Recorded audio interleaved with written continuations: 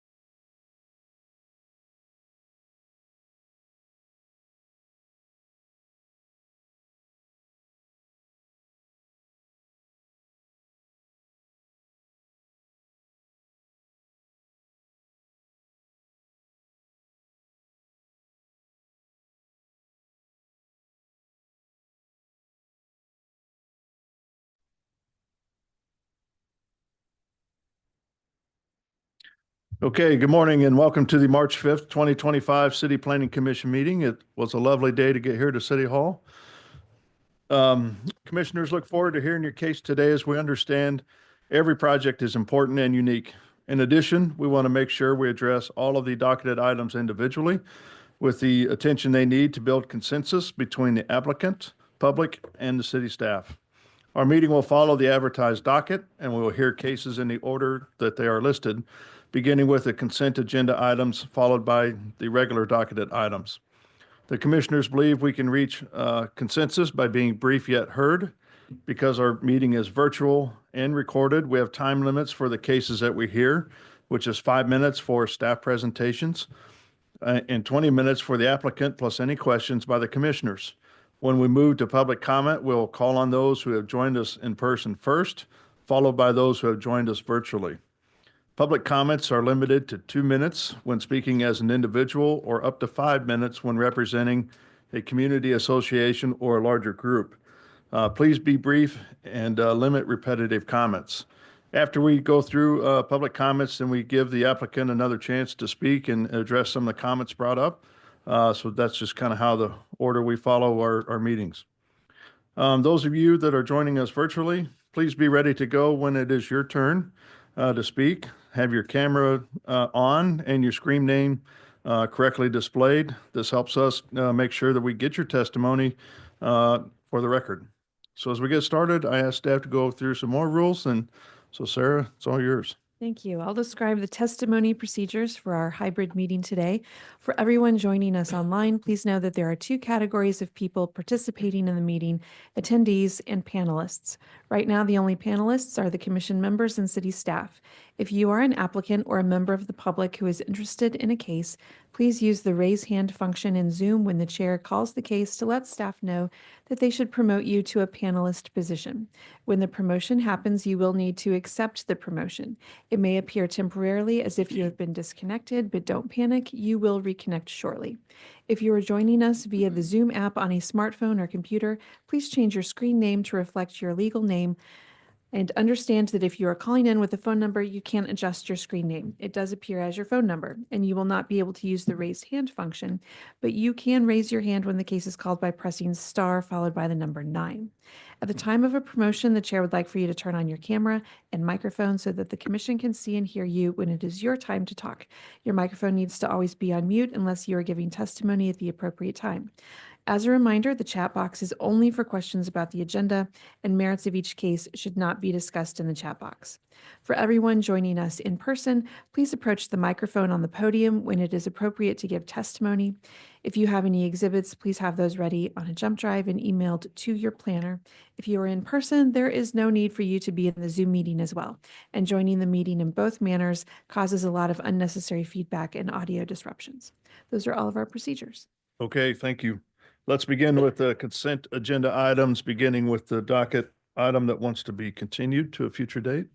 Item C1 is CD CPC 2025-3, a request to approve an MPD final plan in District MPD to allow for the construction of a school and college/university on about 19 acres, generally located at Northwest 95th Street and North Platte Purchase Drive.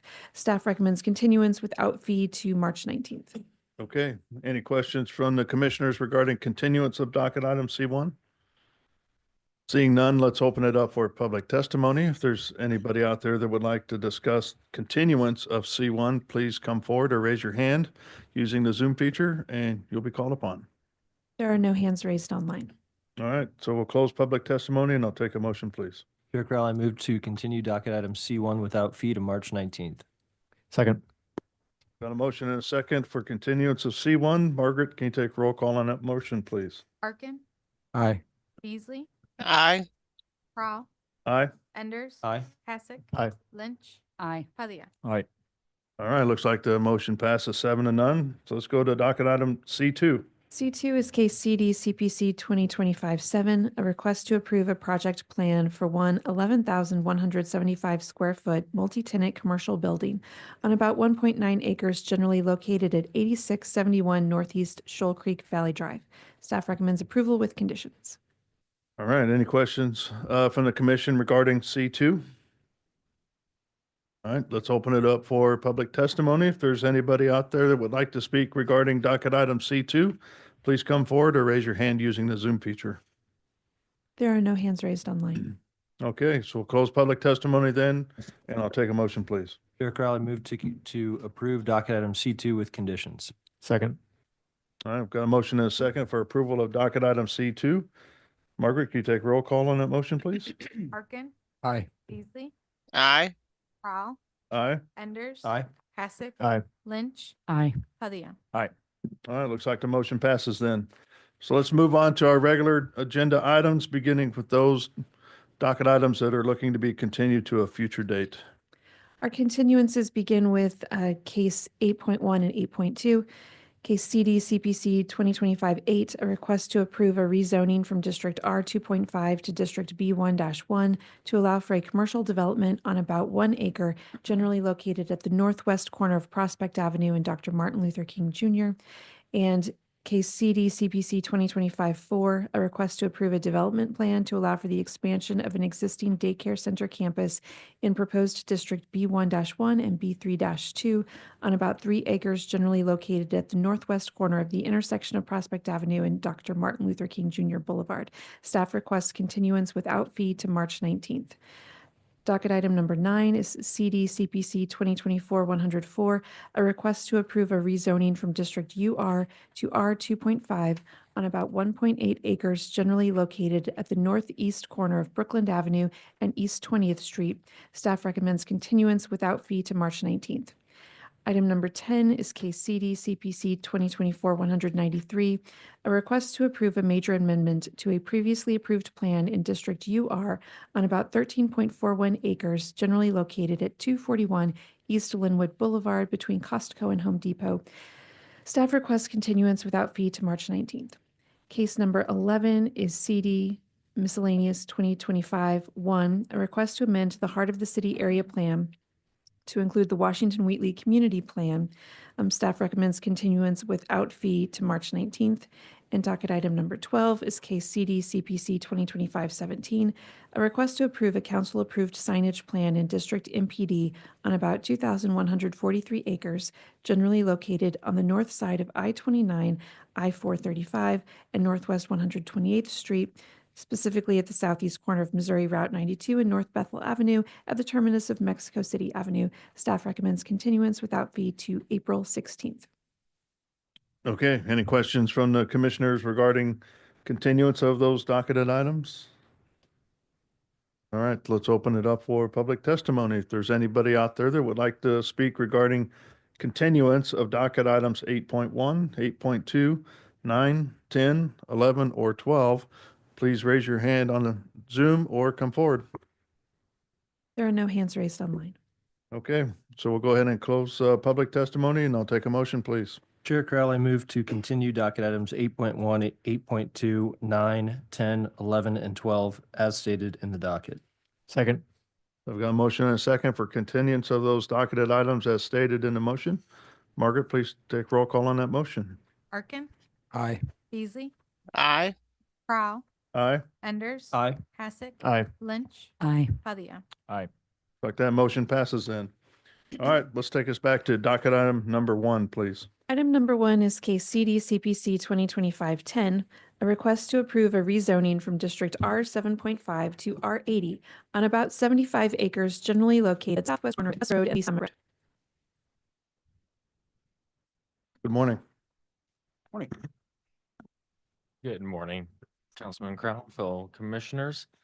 Give me 1 second.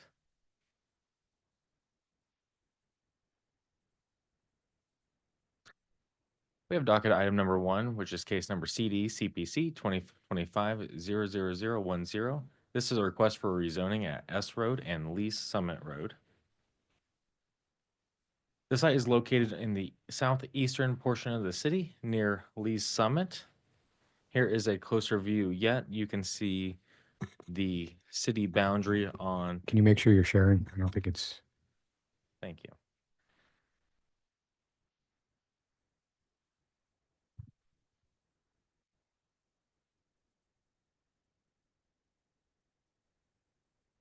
Okay. Here's the site located in the eastern portion of the city near Lee's Summit. Here's a closer view yet. You can see the city boundary on the right side of the screen to the east. And this is a former orchard. You can see some of the rows of trees there. Um, this consists of 2 lots currently. There's a preliminary plat that you guys saw a week or two ago, a meeting or two ago, that is proposing to subdivide the portion along Lee Summit Road into 4 more units. The applicant is requesting a rezoning from R7.5 to R80. The Little Blue Valley area plan corresponding land use is residential low density for this site, and the proposed zoning district of R80 is in conformance with the area plan. There's a little back history on this property. In 2007, City Council approved a rezoning of approximately 210 acres of the former orchard from District RA, which is residential agriculture in the previous code, to District R1-A or R-1A. In 2011, when we updated the zoning code, this corresponds directly with R7.5, and that's why the property is zoned that today. The project plan that they did approve for 454 units lapsed. It was never vested and has since expired. And since then, staff has also approved a minor subdivision on the property in 2023. In October 2024, the Board of Zoning Adjustment approved variances to the location of accessory structure, the footprint area of the barn, the footprint area of the pavilion, the height of the barn, and the height of the pavilion on site. All been approved and constructed.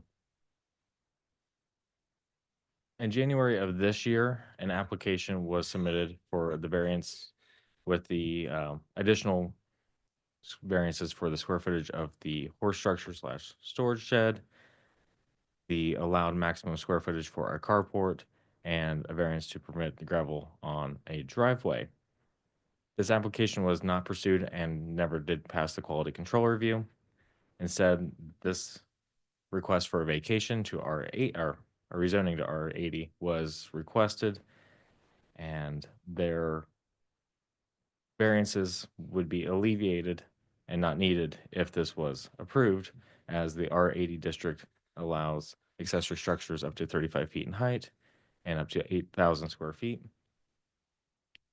And this also allows for the R80 properties with 3 acres to have a gravel driveway if it meets the standards of the first 25 feet paved and meets the requirements of 88-420-15-M, which is the location requirements for parking spaces. We have received notifications from the neighbors of oppositions. There's 2 letters that were attached in the staff report. Their concerns were these 5 issues. So preserving the longstanding residential character of the neighborhood, the R80 allowed uses, which I'll go to in the next slide, traffic and safety issues, the history of noncompliance, and the request for variances with that, and just their unified neighborhood opposition. They do plan to submit a formal protest position, but that has not been submitted at this time. That's required to be submitted prior to city council hearing. So with between the R7.5 and the R80, there's a few new uses allowed by right and by special use permit. The ones that are allowed by right, daycare, group, center. This also allows for animal shelters, animal stables, vets, and crop agriculture, community supported agriculture, and wireless communication facilities, so cell phone towers.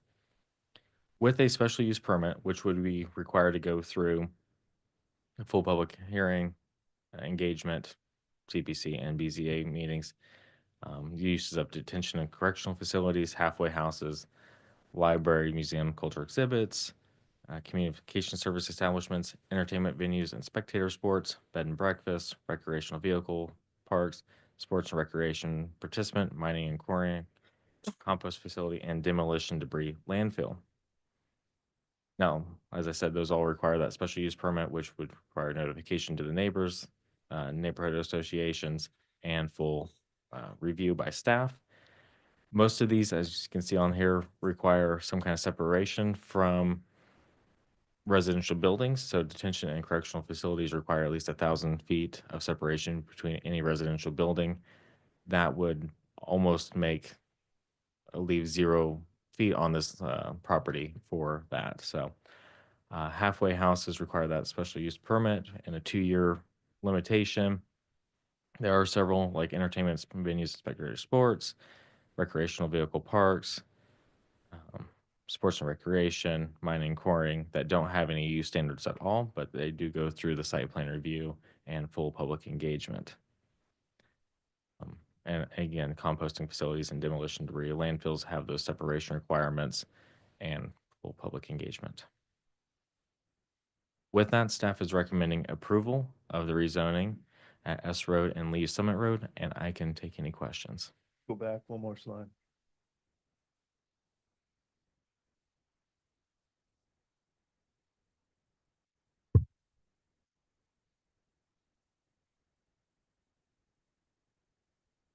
Can you remind me, what does that mean? No use standards for this use? So most of our, in the use table, there will be another column that directs you from the 100 series to the 300 series. And so with that additional, it's permitted if it meets these requirements. So for example, the detention and correctional facilities is permitted with the SUP in the R80 district, and then it reflects you to the 300 series, which has additional requirements for when it is permitted. And one of those requirements is it cannot be within 1,000 feet of any building that's residential and occupied. I don't understand that. But No, no it- use standards for this use. There are no means- additional standards. It requires a special use permit, but there aren't specific standards required to get the SUP. Okay. Thank you. Okay, any other questions for city staff? Commissioner Beasley?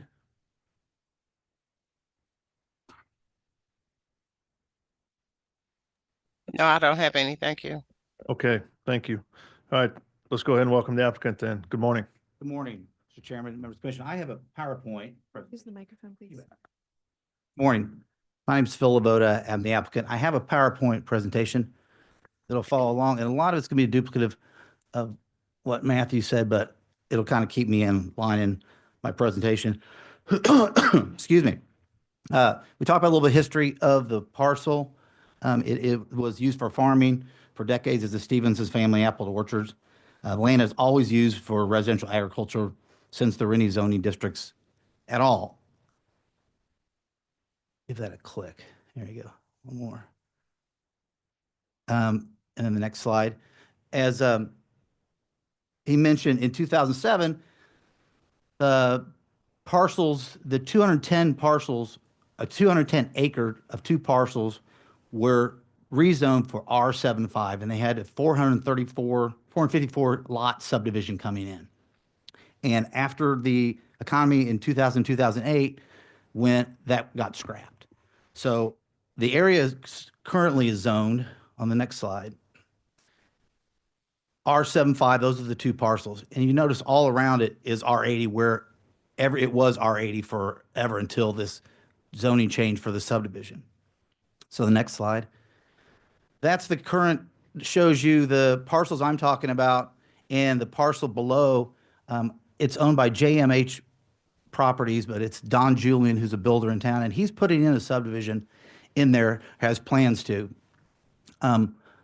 My property is zoned R75, and the main reason I'm here today is to protect this property from not being a subdivision. I am building my home on 40 of the acres, and I want to make sure that it stays R80 and no one comes in and puts a subdivision in this property. It remains its natural state. The next slide. I purchased this in 2023. I lived across the street on S Road when I purchased it, and the only thing that was on the structure, next slide, was this abandoned cinder block structure. Then it housed the temporary farm workers that did the harvest. And the structure and the land was in complete disrepair. There was trash everywhere. It'd been kind of used for a dump for years. So the first thing we did, the next slide is to get in there and got a permit to demolish the property and clear all the trash and debris and the overgrowth. The next slide shows just some of the pictures to the end of the structure. You can see where that's a lot of the tree lines that's been cleaned out, and that was there before it was removed. Next slide just shows another angle of that. That's along S Road there of what was there. So the second issue we had to deal with is Bo and Lucy. And those are my horses. So what I needed to do first to have someone there to live, I had to put in fencing. So the next slide will show you, I put barbed wire fencing all around the property into about 4 different pastures, or 5 different pastures where I could move them around and where they could eat the grass and be able to stay. As far as the next slide, the structure there, we tore that down, and the cement slab was kept as the foundation, and we built an outdoor open air structure. We put hay bales in there. The horses could go in there to have cover. And it's been referred to as a picnic shelter, as a horse enclosure, as a pavilion. But that's what that structure is after the former migrant housing thing was demolished. The next slide, across from where there was maybe a parking lot or something, back in the day was an open area with gravel. We installed a barn to house the tractor and the mowers and other equipment, and then also a place for the horses to get in undercover in the winter. Next slide shows that barn where it sits now. Excuse me. Months later, made a decision to build a house in the very back pasture. If you click the slide, I think a circle comes up, and that's where the new home is being built right now. And as you can see, there's a driveway in the middle that goes through by the barn, by the pavilion, and goes up to the house. So while we were building this and the home building issues, several issues kept coming up, like since it's R75 zoning, the barn that I put up and the pavilion are larger footprints than they need to be. The people that built it did not get a permit, so we got plans, and we're dealing that with the city and making sure that's up to date. But the footprint was too large for an R75, which is a subdivision type zoning. So I applied to the board, the BZA, about these issues, and applied for the variances for the footprint and the size of the barn and the size of the picnic shelter pavilion, and got those approved. And I talked at length with city staffers about the zoning of this being R75, and it used to be R80. And several said, this should be R80. You're an R80 area, you're using it for R80. You should apply for R80 instead of pursuing any other variances in the future. So, for example, on the next slide, excuse me, in the very back, you see where it says fall of 2023, that circle, that was a horse enclosure for the horses to get in some cover in that pasture. And if you can click that, it shows an example of that. It's square footage is too large for R75, but we R80. So I applied for a variance for that. Secondly, under R75, another example are the driveways. That first one there was the original entrance to the property. It's on a dead curve, pretty dangerous getting in there, but I kept that as the construction site, so all the big trucks would come in there without damaging the property. My plan is to close it, lock the gate, only use that if someone's bringing large bales of hay or construction would come in. The second one entrance is just a dirt road that's cleared off because the Sinclair pipeline further down south where you can't see, they have an easement where they have to go clear twice a year. They clear all the growth over that property. So they're using that for that, and I've allowed them to have access to that. They put millings down, asphalt millings. It's not really, it's still pretty muddy, but they got a truck stuck in there one time, so they put millings down. So under R75, you can't have those gravel or milling driveways there. Under R80, I would put an apron, a 25-foot apron on each of those and allow those to be used, which again, it's not something I would use every day, but the access is necessary to get to that other, both sides of the thing and the heavy equipment to get on the other side. Next slide is, this is the current property as it looks right now, or it actually looked at this fall. You kind of see a drone view of what it looked like, where you come in and there's the pavilion, picnic structure, the barn, and the driveway curves up and goes up to the house. In the back of that house is that horse structure that was on the the previous slide. Next slide is every single property around my property in question is zoned R80. And the city staff experts have reviewed this request and they've recommended the approval of this because it just fits the neighborhood and everyone else is R80. And the only reason this was changed to put in these subdivisions, which didn't go. Then I moved into the next slide. Per the public engagement process, I received a response from the president of the Little Blue Valley Home Association. She says, as a resident of Little Blue Valley, I'm absolutely ecstatic about changing the land back to R80. Had the next slide, had the public hearing. The opposition, several neighbors on S Road have contacted me. They said they are approved of, they're okay with it. They think it's great. Other ones who had a public hearing by the neighbors, and the people that showed up, you click that next slide, are everyone along S Road, and many of them are here today. They are R80 right now too, and there are some of them that oppose this. And from the meeting, the neighbor directly across the street, Mr. Hummel, he did most of the talking. What I took away from the meeting is that there are these proposed things you could do on R80. As this commission knows, to do certain things like that, you'd have to go through so many steps to do that. But the neighbors that opposed said, well, what if? And I'm here to tell them and this commission, I'm going to live there. I will be the first one trying to fight any sort of special use on any property close to what I'm building for a house for me to live in for the rest of my life. So I think just because the development business has the ability to apply for something in R80 should not be used as an opposition to not allow this property to go back to revert to what it was supposed to be used for. And that's my parcel. The next slide, basically just what I just talked about. So go to the next slide after that. The other parcel in this request, I was in front of this board 2 weeks ago, and it was a 40-acre plot that's on 40 Highway.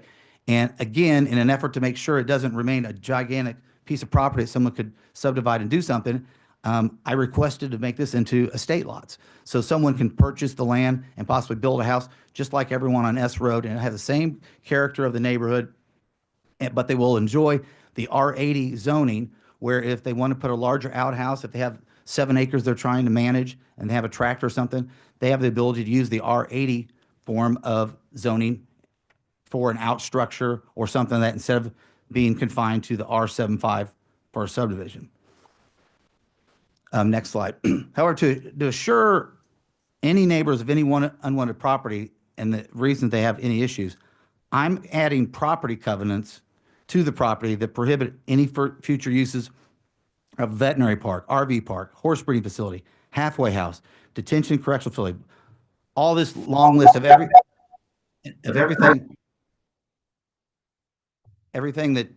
that he just went through that R80 could do. I'm going to put that in the covenant. So there's no way they're going to be able to do that. Basically, to wrap it up, my request is changed back to original R80 to keep the property in its natural state and protect the property from ever being developed into a multi-home subdivision or commercial use as it can now be done zoned R75. And I request this change to protect the area from any future development, return the zoning to the more appropriate R80 category that the land is used. And I respectfully request this change as the action is justified by public necessity for the use of the land, convenience for the applicant and future owners for use of their property, and for the general welfare of keeping this acreage in its natural state. One more slide. One more, and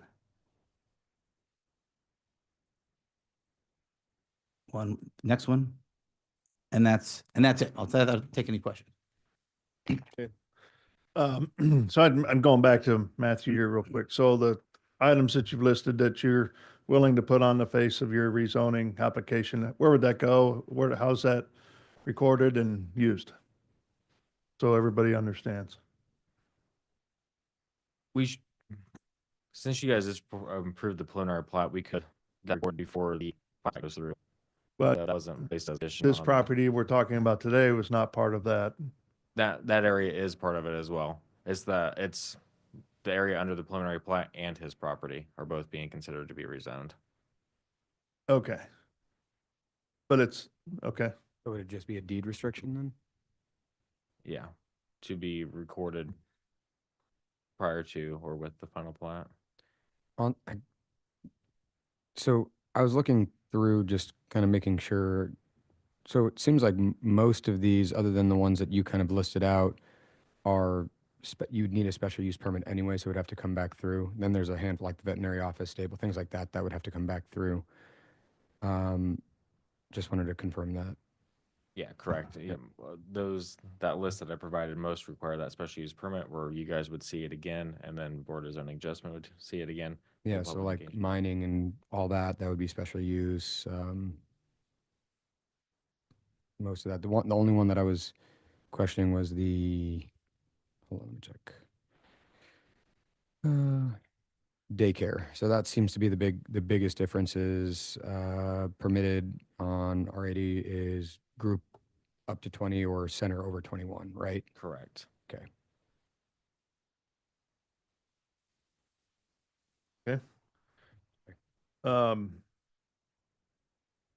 Thank you for your presentation. Any questions for the applicant? Commissioner Beasley, any questions? No, I think I'm good. Thank you. Okay. Yeah, I appreciate you wanting to add those things as a deed restriction or on the plat. Is it, what state is the plat at this point in time? I do not believe it's gone to city council yet. Okay, It is not. okay. All right, In that area between. yeah, got it.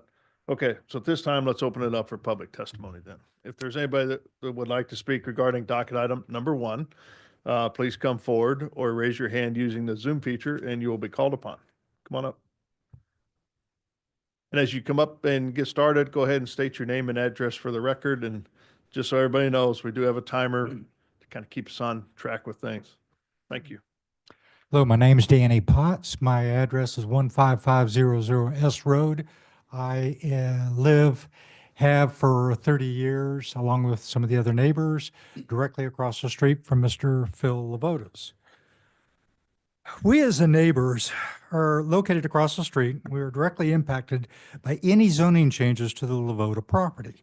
Please be aware that while Mr. Lavota and staff compares this subject property to our adjacent properties that are zoned R80, there is a bit of an unfair comparison. Our parcels cumulatively are perhaps maybe 75 acres, but individually we are 3 to 10 acres. While Mr. Lavota's parcel is 75 acres, this is quite significant. It is not just a harmless change. This is a significant change as it reintroduces other uses, as you have outlined and previously discussed, that we are not willing to undertake into our neighborhood.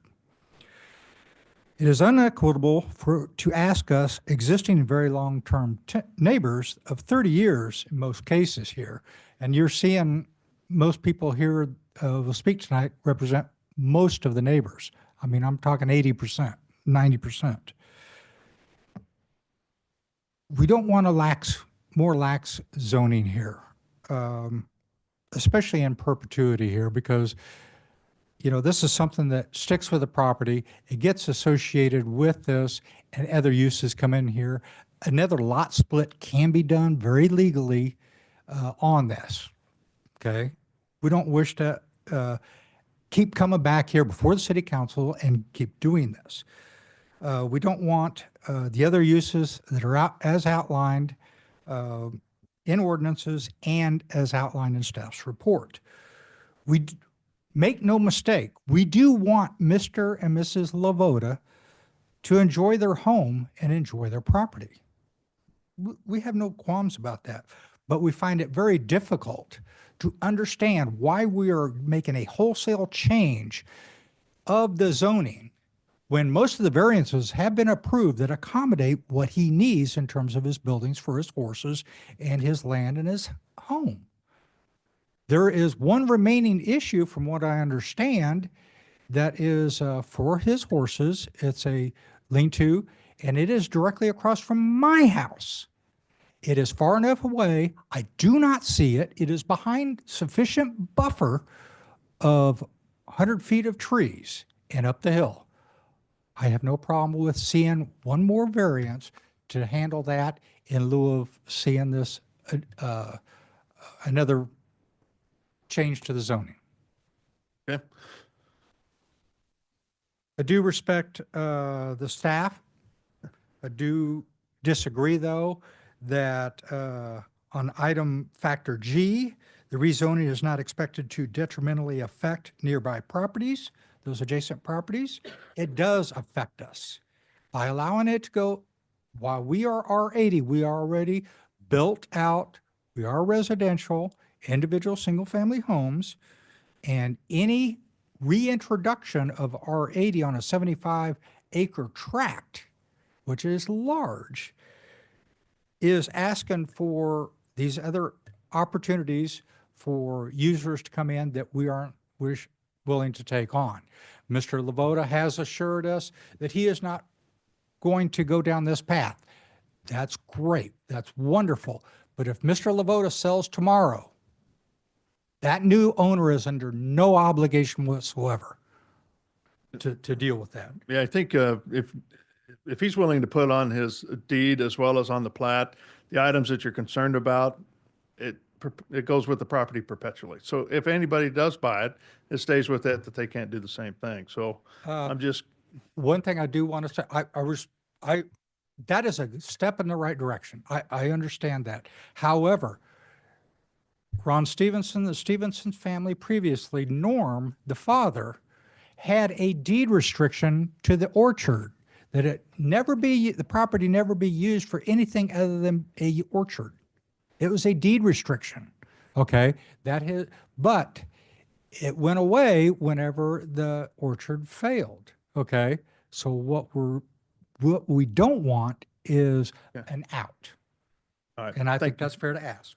I think we need to move on to the next one. Thank you. Okay. Thank you. Matt, could you pull up the slide that showed the proposed deed restrictions? Make sure you're sharing. 1 second to find.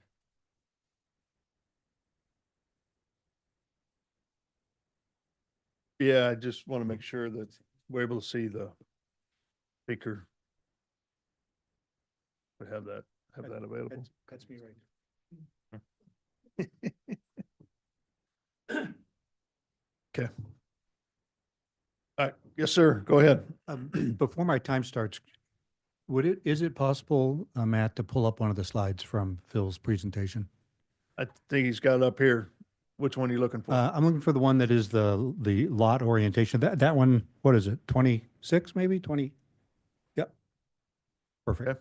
Okay. My name is James Ash. I live at 7000 Lee Summit Road. I am the property in the upper northeast corner with 10 acres. When we bought that property, we knew that we were surrounded by either single-family homes or our 7.5 zoning. And we're concerned about the permitted uses under R80 and very much appreciate hearing from Mr. Lavoda today that he's willing to place plat restrictions in addition to deed restrictions on the land. Deeds often can be changed. Plats take a much different approach to change. But accepting staff's recommendation to change is a decision that the longstanding 7.5 designation is not appropriate. The neighborhood around the property is single-family homes. It is not completely surrounded by R80 zoning. My 10 acres is zoned R7.5, and the entire property along the southern border is 7.5. The neighborhood is residential and should stay that way. So zoning is a gateway to development, as we all know. Opening to some uses, closing to others. Several of the most concerning uses under R80 do indeed require special use permits, but many do not, and therefore no neighbor notification and no public hearing. We mentioned large daycare centers, but animal breeding facilities, dog breeding facilities, horse breeding facilities, cell towers. And again, my property sits on that corner and is bordered to the west and the south by the property in question. These uses can't even exist under 7.5 zoning, and we'd rather they not become our neighbors, including 35-foot high buildings, in my view. Changes the neighborhood. Leaving the zoning 7.5 assures compatibility with the existing use. And no use is being proposed that requires a zoning change. If one were ever to be proposed, zoning could be reviewed at that time. Staff's report repeatedly ignores the fact that there is 7.5 zoning in the area. The report on review criterion B ignores that fact. Staff's report on criteria E is not responsive to the issue, and staff's report on G speaks only to zoning and does not address the other part of that criterion, which is the neighboring use. So property was zoned 7.5 when we bought it. It was zoned later, same zoning when Mr. Lavoda bought it. Keeping that assures compatibility with the neighborhood. And there's no reason to open the gate to the R80 uses that could appear without any neighbor notice or public hearing or large barn facilities. Okay. Thank you. Thank you. Anybody else?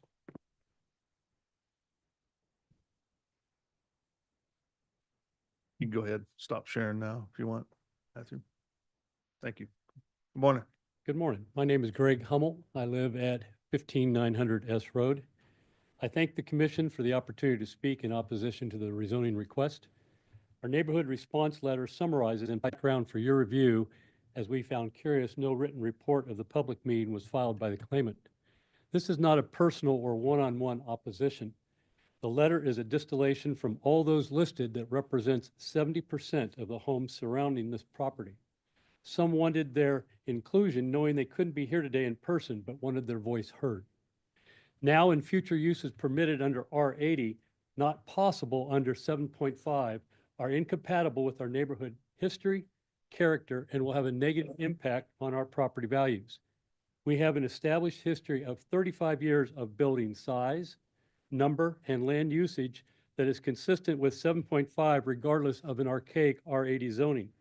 Our properties are an established neighborhood with no undeveloped land available for the R80 potential uses allowable. The property under review is not in a rural area surrounded by similar large underdeveloped acreages, but rather among several established residential neighborhoods. The property involved has a history that in less than 18 months of development has seen a pattern of non-permitted construction and out-of-code variances even with 7.5. We are concerned, based upon this past, that these and other excesses or uses R80 allows can occur without the city oversight that restraints that R75 ensures. This acreage is large and offers numerous opportunities now and in the future, including other owners, for these already developed and remaining undeveloped or underoccupied areas to exploit R80 allowances inconsistent with the surrounding established neighborhoods. R7.5 poses no restrictions for the owner if he, as stated, wants to be like his neighbors, has no intention for the potential uses that R80 would allow, and his existent and pending variances have completed, in fact, his plans as he controls the property. I'm going on record with my objections to R80 rezoning uses permitted now and in the future on a large undeveloped area, unlike the surrounding 30-year history of established neighborhoods who have no history of these R80 uses or undeveloped land to use for such potential. And we are filing a formal protest petition. Thank you. All right, thank you. Anybody else want to speak? Anybody online? There are no hands raised online. Okay. We'll close public testimony then, and you have a chance here to kind of discuss some of the items that were brought up during the testimony there. You bet. I'm at a loss for what's happening with this property. I'm trying to protect it.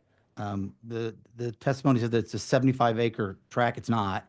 It's 35 acres, which is my home. And from that zone, the drone view, I've built my house in the pasture. Everything else is a ravine and a giant mountain. So on my area where I'm keeping for my home, there's no more development able to be used. If I decide I want to put a tractor in the very back part in the trees, I don't feel I should have to come back and get a variance on it. I think it's R80 type property and should be allowed under the special use that R80 could. I can go to the city and ask for a permit and build that structure if it's larger than what would be required under R75. Again, it's not a large 75-acre tract. It's a 35-acre tract of mine.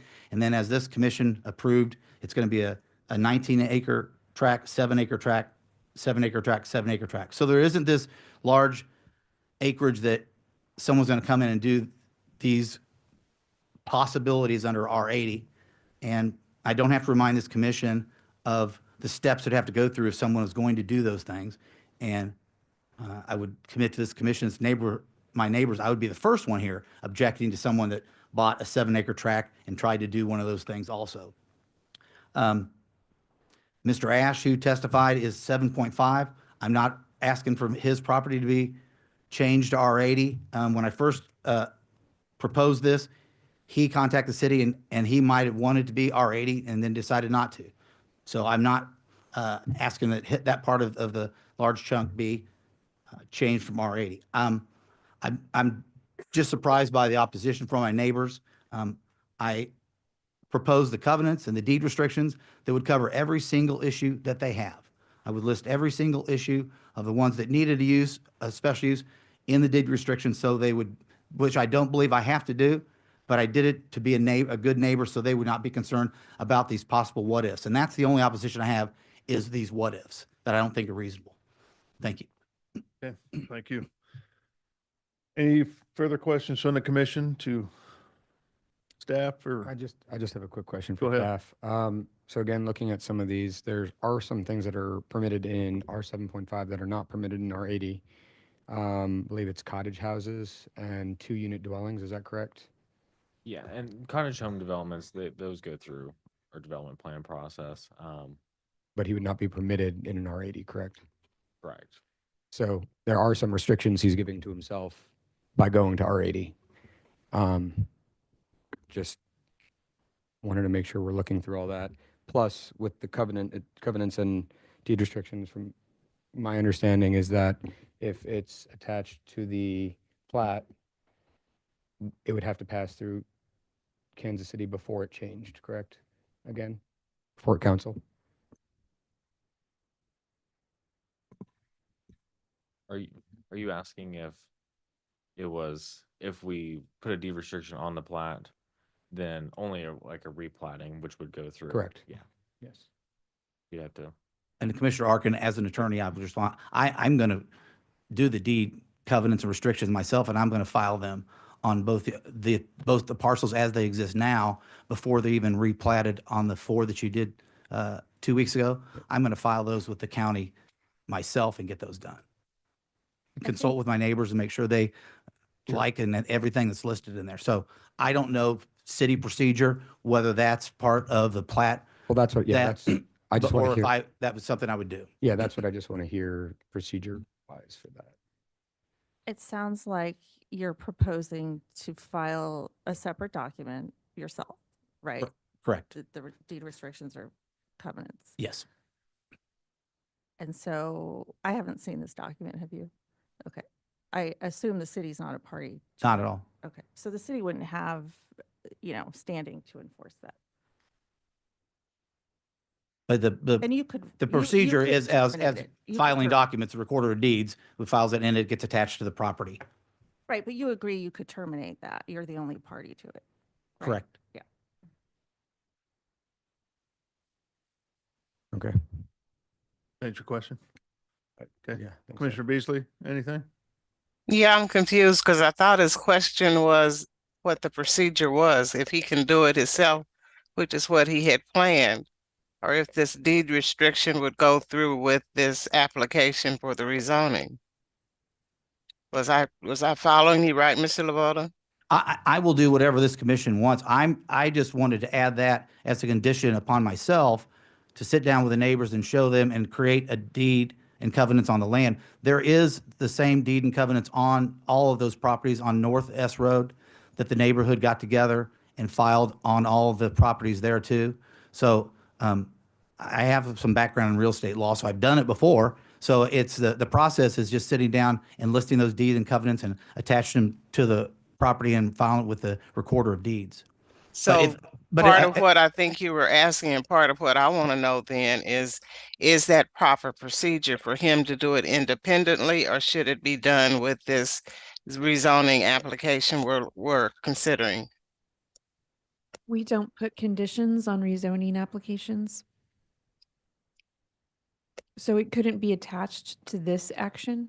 So his proposed plan is the proper one to do then, for him to file it himself? He is free to file anything for his Just a property yes himself. or no. Yes. Thank you.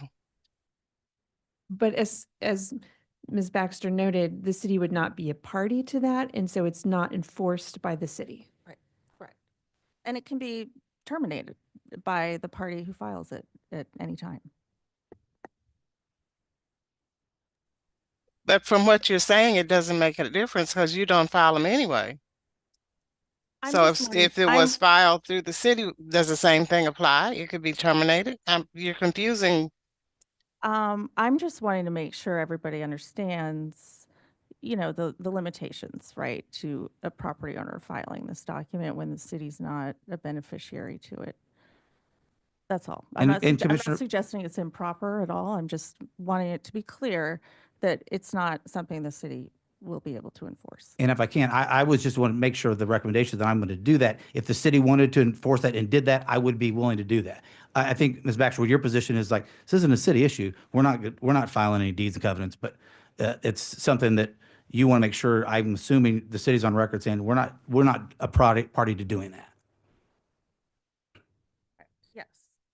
It was, I was under the impression we could still condition it though, even if it's not something that's, we can't condition that happens. No, here's what we've done in some very limited situations, and I'm not recommending this, but just for transparency's sake, in very limited situations, the city has been listed as a third-party beneficiary to a document like this, such that it can't be terminated without consent from the city. I think in at least one circumstance, I think we included a neighborhood association in that as well.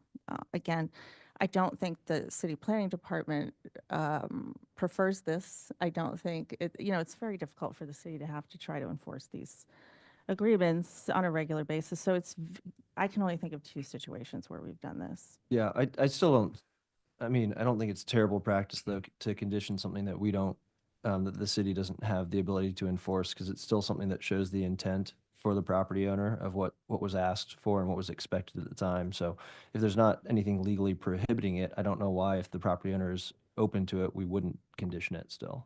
And it also gives, the neighborhood recourse or, some level of it, that they have that understanding. But it sounds like it's a non-issue for what you're planning to do with the property, correct? Yes, sir. But if they have to get an SUP to come back and do any of these uses that Not they're any. concerned about, Not any. what do you mean not any? So like they can do, like the freestanding wireless cell tower. They can do that without any special use permit. There's a handful of them. Though I think there was Daycare. a daycare facility, like a large daycare facility, a couple of those. So those are the concerns, which it sounds like is not the plan for the property anyway. And I'm just here to try and make the neighbors happy and make sure I'm on record of what I'm going to do with the land. I would, though, think the deed and covenant filed, there's no termination of that. That's filed upon the land. that goes with the land. So I want to make sure that it can't be terminated. If I put on the land, the deed and covenant, and I'm selling these other 4 lots on Lee Summer Road, they're with it. There's no termination of that. But you could, right? You could terminate it. Not if I and- don't own, they're going to go with the property. Before you sell it. Right, and also, Oh, you know, sure. if there's, Well- if there's an outstanding loan, right, that was previously recorded and it was foreclosed, that could extinguish whatever you file. I mean, there's a lot of, this is a little more nuanced, I think, than it's being represented here. Exactly. Yeah. So that takes us back to one of the property owners' testimony that the original owner of the orchard had also put some restrictions on the orchard at that time.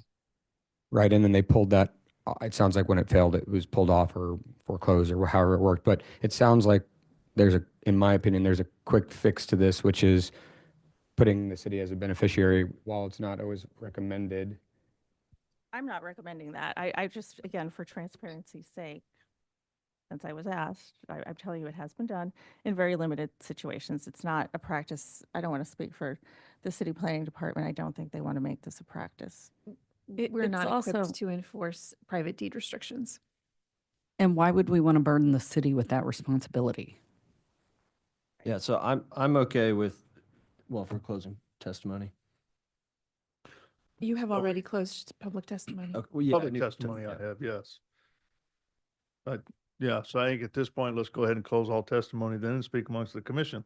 Yeah, well, I'm comfortable with the proposal as it stands. Also comfortable conditioning, adding the deed restrictions, because I do think there's meaning in it, even if it's something that's not enforceable by the city. I think there's value in it, but I'm fine without it. I think that clearly the intent of the property owner is relatively clear based upon the building that has already occurred on the site. You know, it's not looking like something else is of interest. And then looking at just the geography of the site and where it's located, it's really not well suited for most of those concerning uses. And I think we could spend a ton of time at this body with what ifs on every single rezoning. And I don't think that's the appropriate thing to do in this instance. Anybody else? I agree. So I'm in favor of the case. Commissioner Beasley, anything? No, I like what the owner has proposed, trying to show the neighbors his willingness to support their fears. I'm good. Thank you. Okay. All right, if there's no more discussion, I'll take a motion, please. Chair Crowley, move to recommend approval for docket item 1, adding a condition that the applicant add a deed restriction listing the restrictions as shown in the applicant's presentation, except for the last bullet point. second. I've got a motion and a second for approval of docket item number 1 and adding the condition with the deed restriction of the item stated in the presentation. So Margaret, can you take roll call on that motion, please? Arkin, Aye. Beasley, Aye. Rao, Aye. Enders. Aye. Hasek. Aye. Lynch. Aye. Pelican. All right, looks like that motion passes 7-0. Thank you, Appreciate Commissioner. it. Thank you. All right, let's move on to docket item 2, please. Docket item number 2 is case CD CPC 2024-20. A request to approve a transit-oriented development overlay for the Prospect Corridor to create development and site distinct Prospect Avenue area on 4.28 acres located front on Prospect Avenue from 12th Street to 77th Street and properties that front on 12th Street from Charlotte Street to Prospect Avenue. Properties adjacent to Prospect Avenue and along the cross streets are part of the overlay district, specifically nodes at Truman Road, 18th Street, 23rd Street, 27th Street, 31st and Linwood Boulevard, 39th Street, Martin Luther King Jr. Boulevard, 63rd Street and Meyer Boulevard, Gregory Boulevard, and 75th Street. All right, good morning, commissioners. I will begin the process of sharing my screen, but I'm Andy Clark with City Planning and Development. And then I have Jonathan Feverston, 3rd District Planner, City Planning and Development. So Jonathan and Jonathan was before you about a few weeks ago for the overall prospectus plan. Now this is the other part that is tied with the plan. It is the zoning overlay district.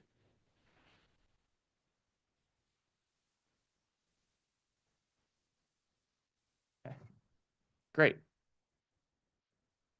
As you know, the plan area is very large. It's over 800 acres. The overlay only focuses on the major corridors and Prospect Avenue. As you know, this starts all the way at 12th Street and runs down to the south to 75th.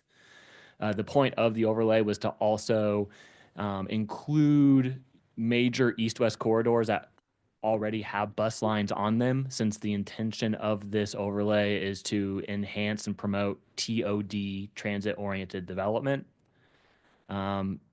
Because of the orientation of our city and this plan, I'm sorry I rotated the map to the right. It's a pet peeve of mine, but this was the only way to fit it onto a PowerPoint slide. So as you can see here, there are 3 different node types, and then throughout the overlay district, there's also a corridor type. Again, the background, this all began with a grant from the FTA in 2019. Due to COVID, there were multiple delays. The planning process began again in 2022, and then the grant was expended in February of 24. Jonathan, a few weeks ago, presented the plan. That resolution was approved by City Council last Thursday. Today, we're here to present the zoning overlay. Just a few facts. As I said, we are proposing 3 nodes and a corridor as your types. Just as the Main Street overlay, Troost overlay, you have different corridor types. It's to promote transit-oriented development uses. It's over 800 acres, about 9 miles long. This is very large, and includes East 12th Street because the Prospect Max, of course, takes 12th to get downtown, and then the major corridors along Prospect Avenue. Can I ask one question? So if you just remind me, if you take Prospect as the center line, how far east-west does it go? Is it a quarter mile each side, or is it? It's primarily only the properties on Prospect Avenue.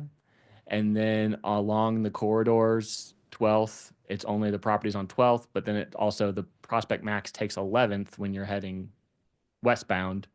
So it does involve some of 11th, as well as 27th, 31st. And then when you're looking at the map, the widest east-west cross corridors are Linwood and 31st Street. And that would be approximately 1/3 of a mile to the west of Prospect, and then 1/4 mile to the east of Prospect. And that's the widest expanse of the cross corridor within the zoning overlay boundary.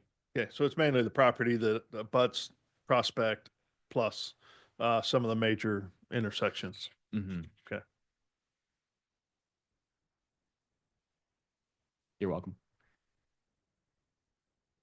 All right, why are we doing this? Why am I here? Well, when the grant was written, it also included language telling the federal government that an overlay would be included. So we had to stick with what the deliverables would be. It started with the design consultant who worked on the overlay. When the funds were expended, the overlay was handed off to staff to finish the work. We're doing this to promote high quality development along the Prospect Corridor. As you can see, if you go up and down the Prospect Corridor, 12th Street, 31st, 27th, we have the base zoning code. But the point is we're not taking advantage of our bus lines. And how do we get more uses that promote more people on the bus, either going to work or living and able to take a bus and get a connection onto 31st, 75th. If they work at research, they could live at 27th. And then also promote development that evolves over time. So the overlay, some people could say it is restrictive, but it really is to set a guardrail and goals. Right now, it's just open zoning. You can really do what you want, and there's no cohesive vision. So when Jonathan worked on the plan, it was taking all of the plans that we've had on Prospect for the last 25, 30 years, trying to give it new life and update. And along with that plan, everyone always says, oh, it's another plan sitting on the shelf. So to not have it sit on the shelf, the overlay is to bring the plan into action. What the overlay is not. Now, this is a question that we've been getting since we've been working on this project, multiple phone calls, emails.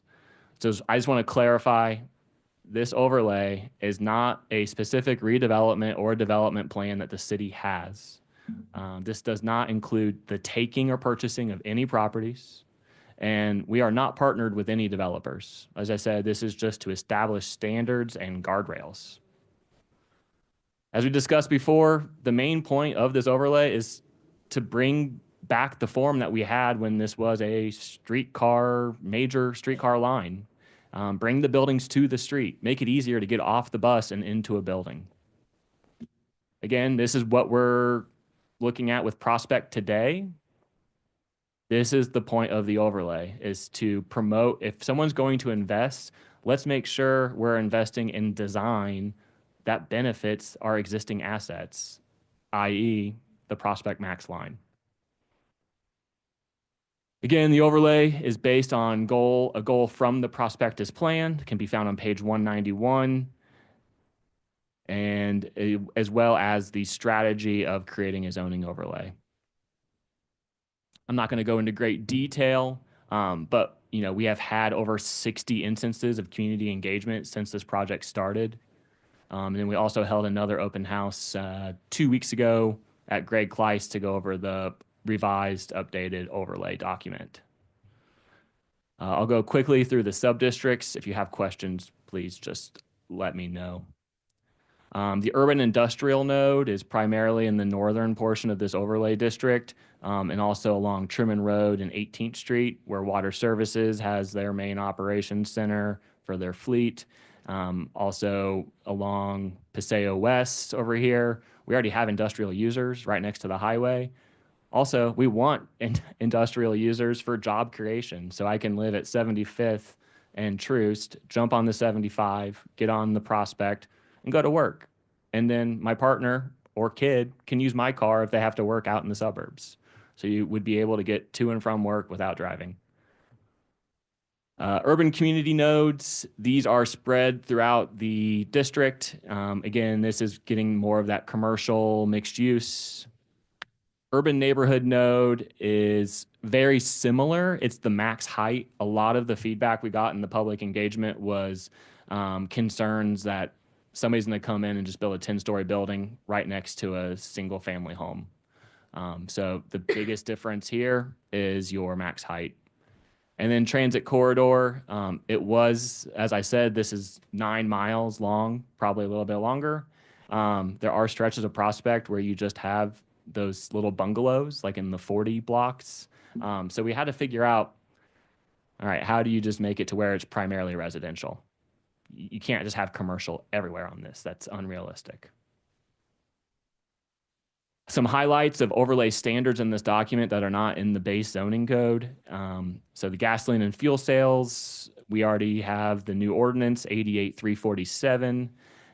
But in addition to those standards, gasoline and fuel sales cannot be located within 1,000 feet of a rapid transit stop. That doesn't mean every bus stop. It's just it has to be a max line or if there was a streetcar line. Drive-through facilities also cannot be located within 500 feet of the rapid transit stop. We don't want vehicles interfering with rapid transit. That's the point. And only one curb cut per street frontage. The overlay is really promoting mid-block curb cuts and rear-loaded drive-throughs just to facilitate one main point of ingress and egress for any future developments. So we don't have a stretch of Prospect with 12 curb cuts on an 1/8 of a mile. Parking maximums. So there are no parking minimums in the Prospect overlay. We have a ton of underutilized parking lots already in this overlay. Staff does not believe adding parking minimums creates transit-oriented development. That's the exact opposite. So this is already in our code. It's just never maybe used along the streetcar line, but our code already says in the 420 section, if you're next to a rapid transit stop, that you can't go over the minimum by more than 3 spaces or 33%. So we're sticking with what's already in the zoning code. So if I had a building on Main Street or a lot on Main Street, I can't just exceed the parking minimums by more than 3 spaces or 33%.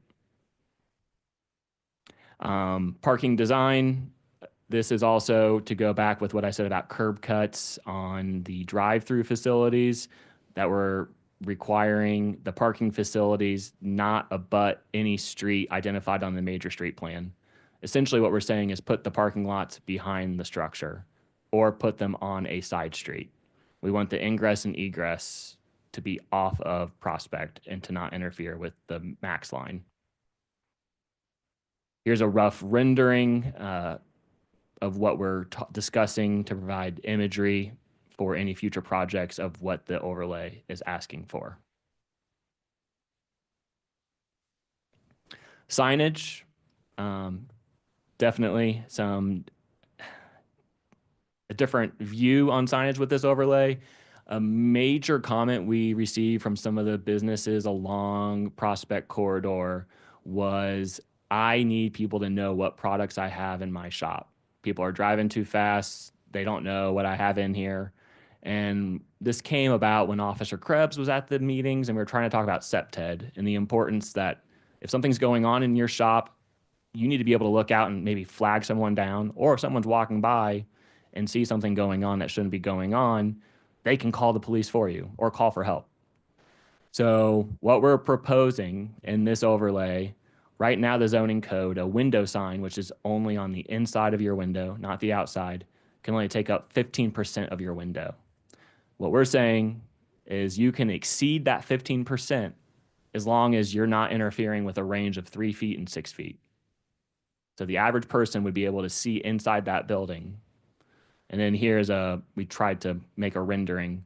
So that 3 foot to 6 foot, I could see in and out of that building. Now the rest of that elevation on those windows, you can put as many window signs as you want. So that was the trade-off to try to allow small businesses to have more signage, but also promote SEPTED standards. On that, so transparency, like perforated vinyl, you can often see one direction out of, but it's difficult to see the other direction.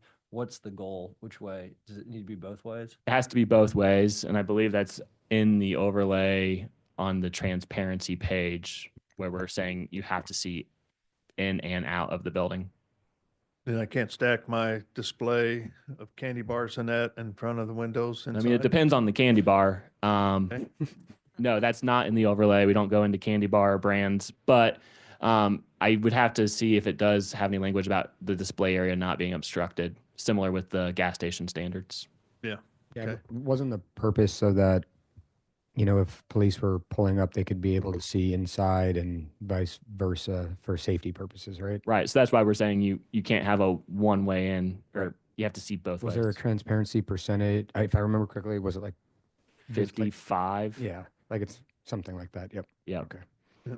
I like the catchy name of your restaurant there too. Yeah. Yeah. Brunch and lunch, I forgot, at Kobe's. Yeah, right.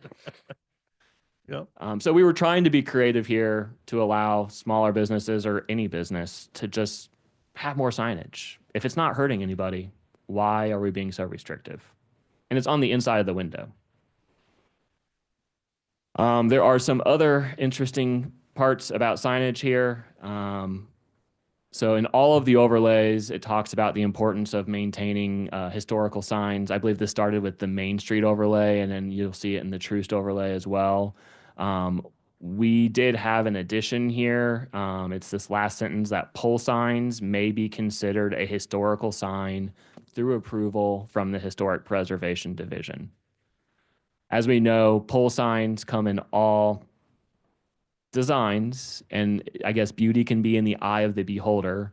The Historic Preservation Commission staff believes does have the most trained or experienced eye of any board in the city. And we want to keep, this was feedback that we got from some of our breakout sessions along the Prospect Corridor, because this is such a large corridor, allowing each district to have their own identity. And that might involve pole signs. And we all know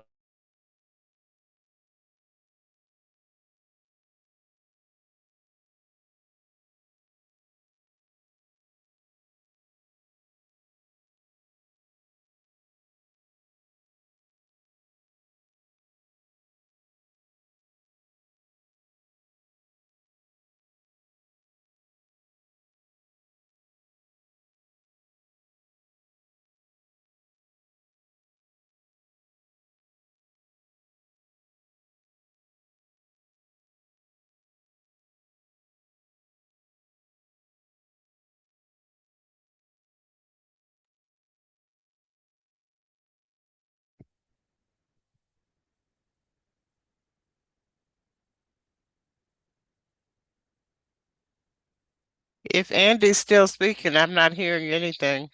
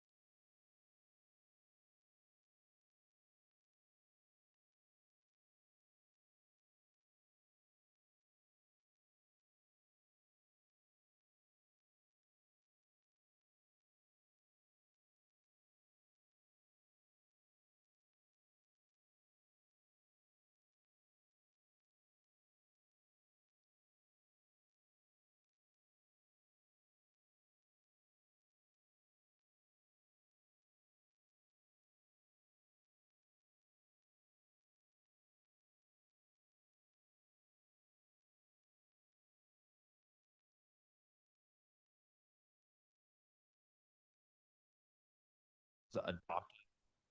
Um, Can I keep going? Okay. The plan was adopted with the stipulation that we provide an implementation plan to report back to City Council that shows what we want to tackle within the first 12 months. Because City Council as well as staff do feel like it's important to show commitment to this plan. So that plan is currently being developed, and then we will present it back to council and get to work. Will there be any tax incentives along this area at some point? I mean, most of the corridor is already within a PIA or LCRA. Okay. So a lot of the development we do see, some of the larger development or proposed development have been UR plans up to this point. Okay. And then is there any assistance to actually get loan money? I mean, that was something I remember from a discussion I had with a developer on Truce Corridor when that was being done. It was hard to get funding or loans for some of that area. So I mean, just again, being, the plan discusses working with other departments or other nonprofits or other agencies. City planning really does not do sure. incentives. Yeah, I was just looking if Yeah. you've heard of anything. Oh, You guys are probably more in tune with all the other departments than we are. It's something we're looking to develop throughout the implementation of the plan. That was something that we heard throughout the engagement process is an issue trying to make sure that small developers have lending options to be able to do work. And that's something that the plan recommends that we continue to work on. Okay. All right. I'll probably want to spend more time with this, so I just want to warn that I'll probably ask for a continuance. But is there a part of the city that you feel achieves what we're aiming for here in terms of the composition of, I don't want to say just businesses, but the composition of uses and what the street feels like, how it functions, et cetera? yep. I've had comments of, we have heard, we don't want this to be another Main Street overlay. And I completely understand, because then we're losing the character of all of our neighborhoods in Kansas City. But a good example is as you get, to 31st and Main, you don't have as much of that industry anymore, but there was a lot of that industry, 31st and Gillum, excuse me. So those typologies mixing in, we're slowly seeing it built out. We're seeing a little bit more of that mix of residential. Go ahead, Jonathan. The 50s along Troost Avenue, where like Black Hole Bakery is, and we have Scholars Row, was generally well received and referenced amongst community stakeholders when we were doing engagement as an ideal. Okay. Helpful, because I was trying to think of different corridors and what we're aiming for. And so my main concern with overlays, I think that there's some aspects which are very, very easy for me to be excited about. And then the restrictive ones are the ones that are tougher. So I love the idea of getting rid of parking minimums. I don't like the idea of adding parking maximums. Was talking to a developer recently on a neighboring Kansas side municipality where they were being restricted with the amount of parking they could have for their bank. And it's because per the code, based upon the size, they didn't think they needed a certain amount of parking spots, but now this bank is trying to go for the inside experience that's part coffee shop, part come in. It's less of a drive-through experience. So I don't, in general, I'd feel better if there were more things that were removing restrictions as opposed to adding restrictions. And in general, I think I'd like to see things be a little bit looser when I think about the window signage, which I feel like is I fully understand what we're trying to avoid. 15% I think is really restrictive. Typically, whether you're hanging art on a wall or hanging a sign to sell to someone, you want to be at 6 feet centered on center or a little bit below there. And so that's something that's difficult because I think, 25% might be good. And it's just so difficult to come up with a line, and I'd hate to be restrictive for businesses.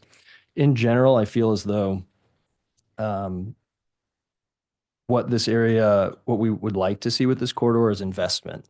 And I would hate to come up with an overlay that might prohibit a good investment because we're being too restrictive, trying to anticipate what might come.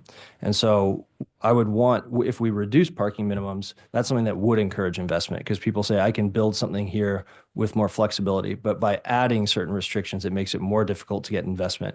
I do see something in the future where, a couple phases later, you'd want those restrictions because there is a lot of interest, there is a lot of development, and maybe some of the development isn't turning out exactly as we'd hoped, but it's so difficult to anticipate what that is, especially when we thought we knew what a bank was 5 years ago, and now all the Chase banks are trying to create these coffee shop type experiences. So business changes faster than sometimes our zoning can change.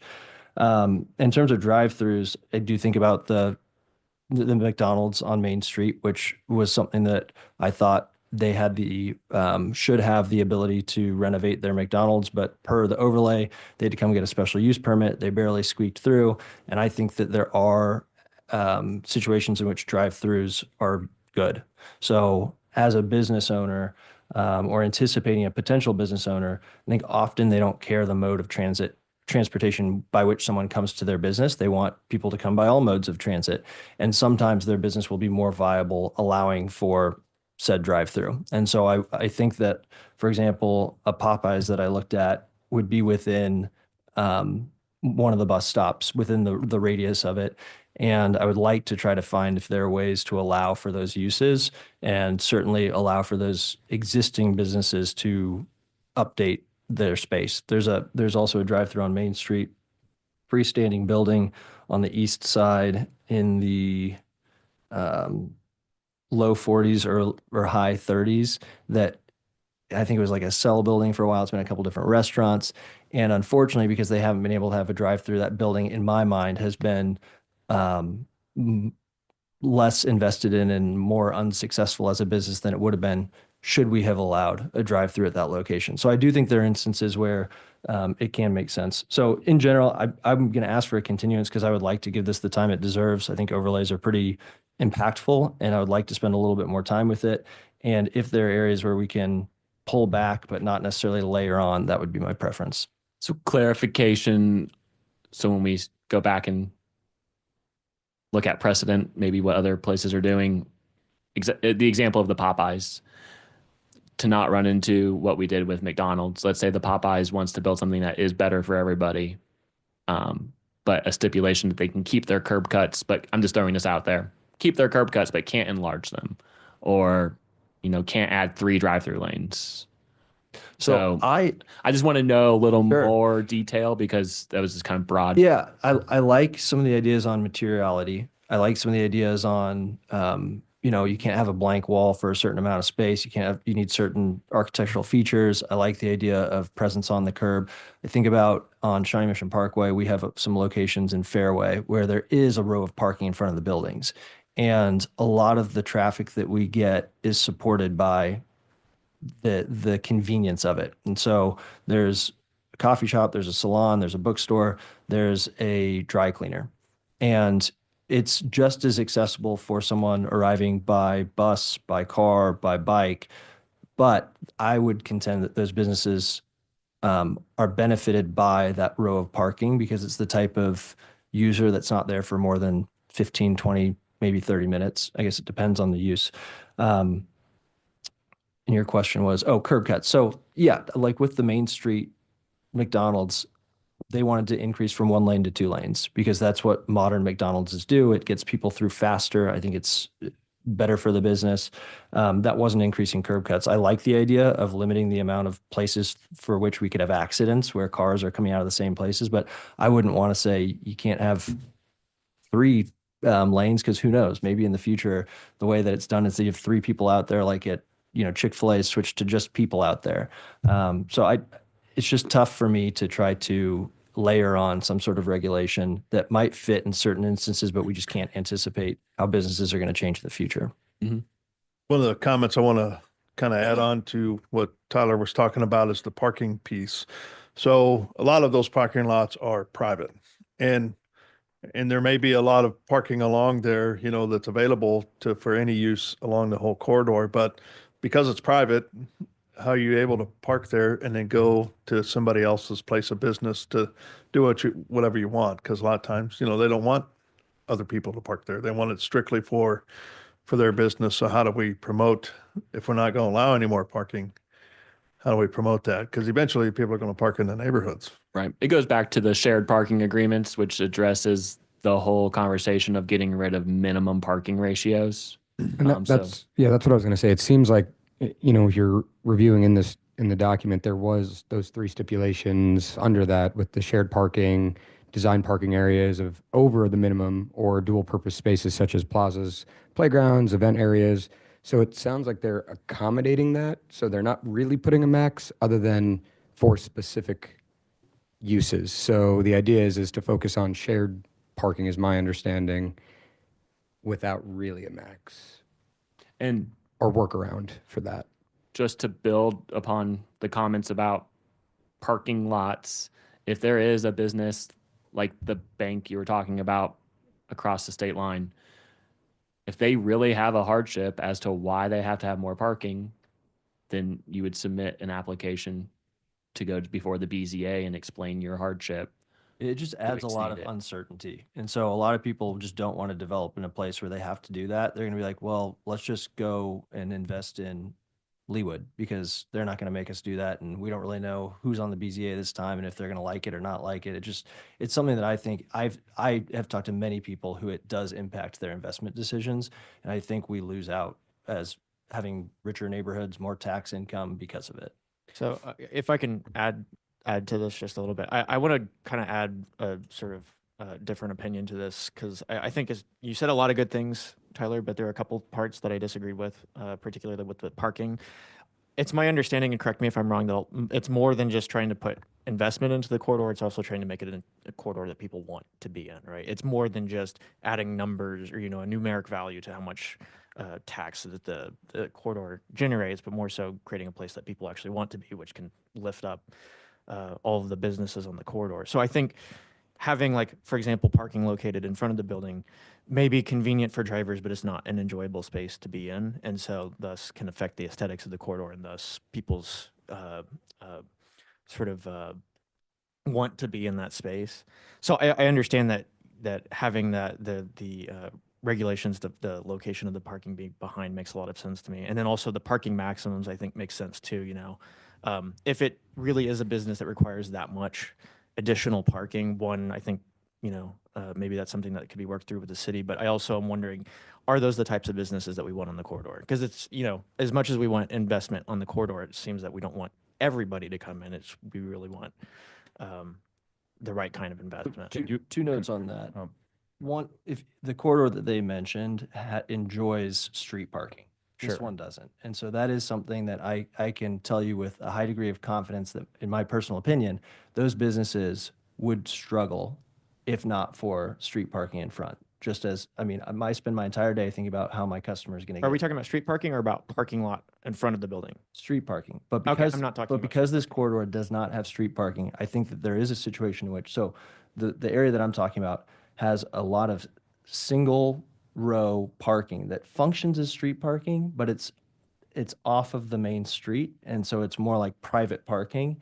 And I do think that a lot of businesses need that. And we have people who walk, who drive, who ride their bikes all the time in this neighborhood. So I don't think it's necessarily mutually exclusive to the degree that people think. And then the businesses that we will struggle the most with will be restaurants. So Tyler, can Yep. I get you to get him to look at Warno? That's a strip that has the type of parking you're talking about in front of the building that's off the roadway. Yeah, Warnell's a tough example. I'd hate to bring it up because of how variable. I know is. it's a busy street, but it still has the type of parking you're trying to get them to visualize.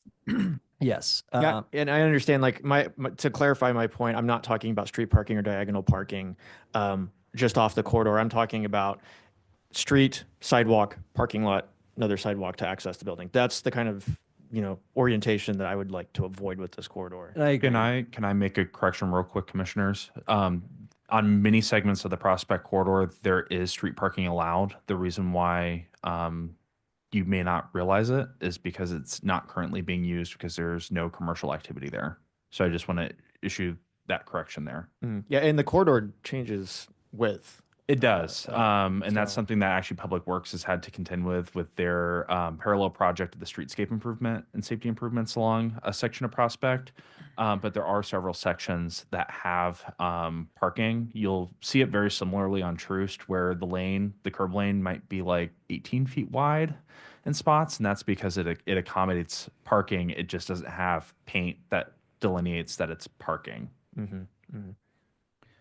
I was going to say that I agree with Commissioner Anders on, and if you can go back to the slide of that you showed the parking lots, like like we're in the point where we're saying that we want to bring investment first to this corridor, right? So like we want to make a beauty, but if you don't have investment, if you don't have businesses, and I think it's not having parking on the front, and like I work with a lot of different businesses across the city, and it's just it is difficult the locations that we don't have parking in the front. People are driving by or walking by, and they don't know if it's busy, if they're going to be allowed to find parking, and they can go in, and they're just going to skip to the next one, right?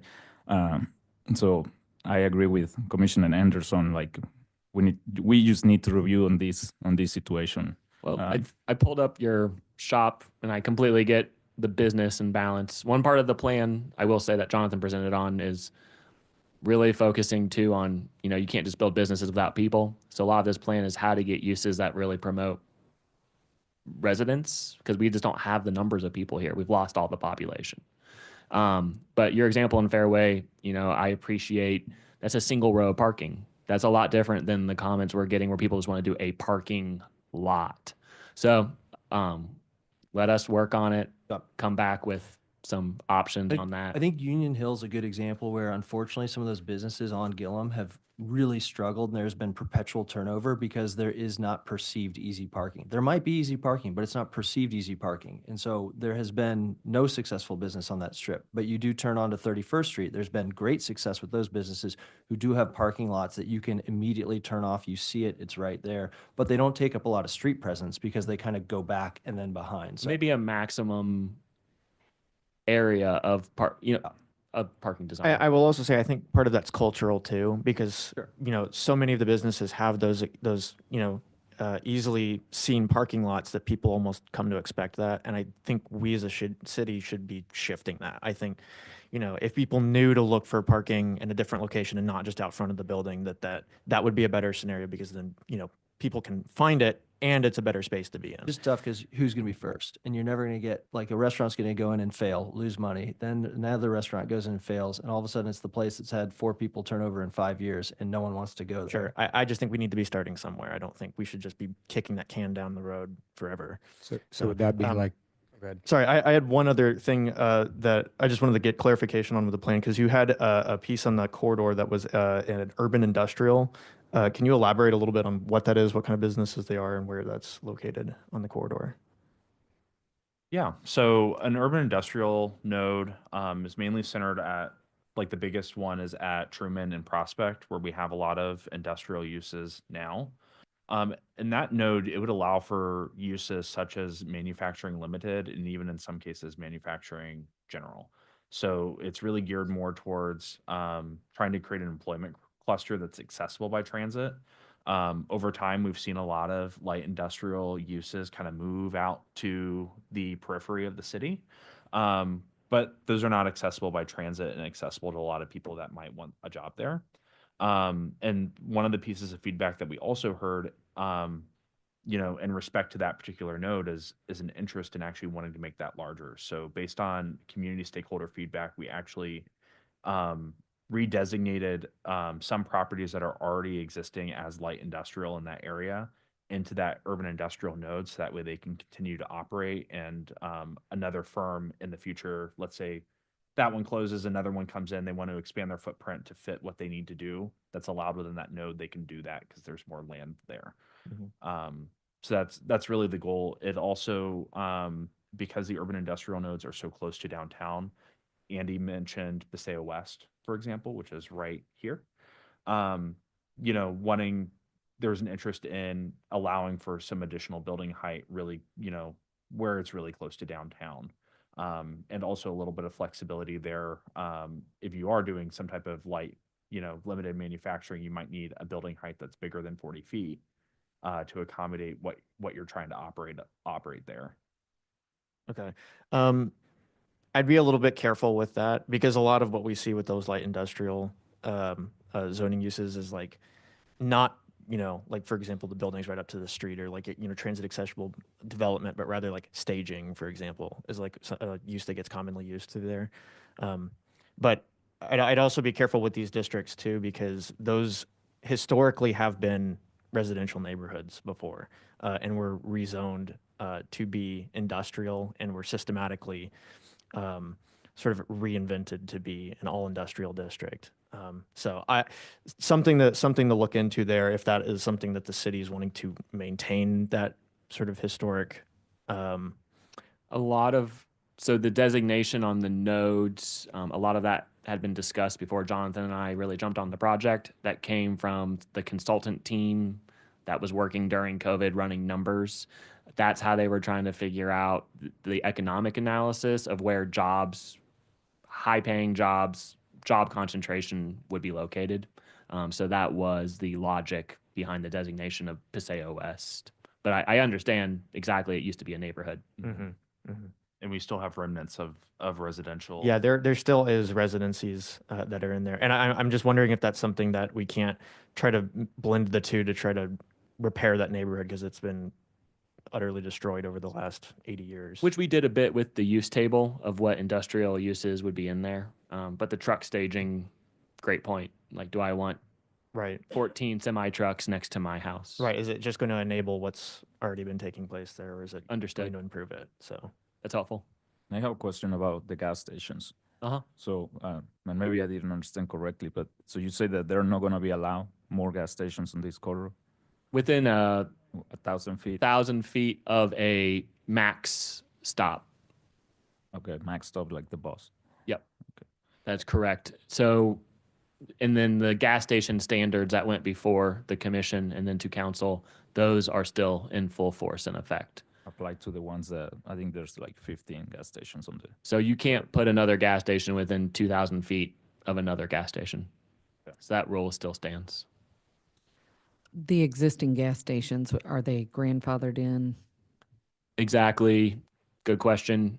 We've held a few workshops on certificates of legal nonconforming uses, CLNUs. We did meet with the operator on 63rd Street quite a few times, telling them to submit their paperwork to get their CLNU if they ever want to expand, sell the property for reassurance to a future property owner.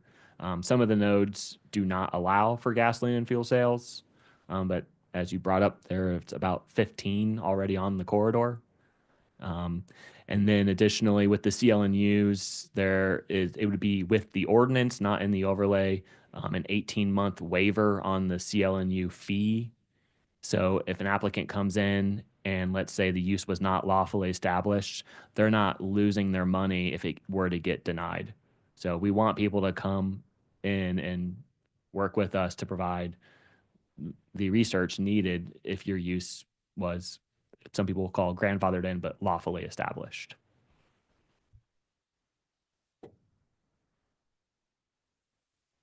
Any other questions?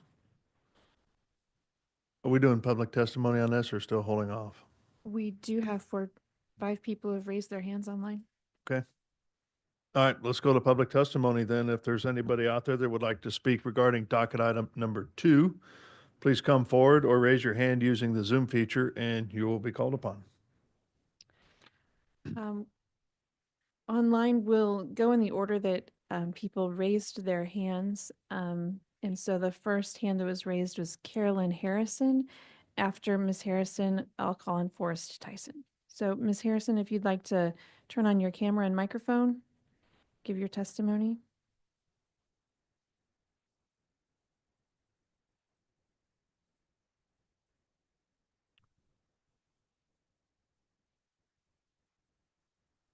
Okay, I'll move on to Forrest Tyson. Good morning. Good morning. I guess the only thing I have really to say about the overlay is that we've discussed on and off street parking, but I haven't heard anything about the flow of traffic.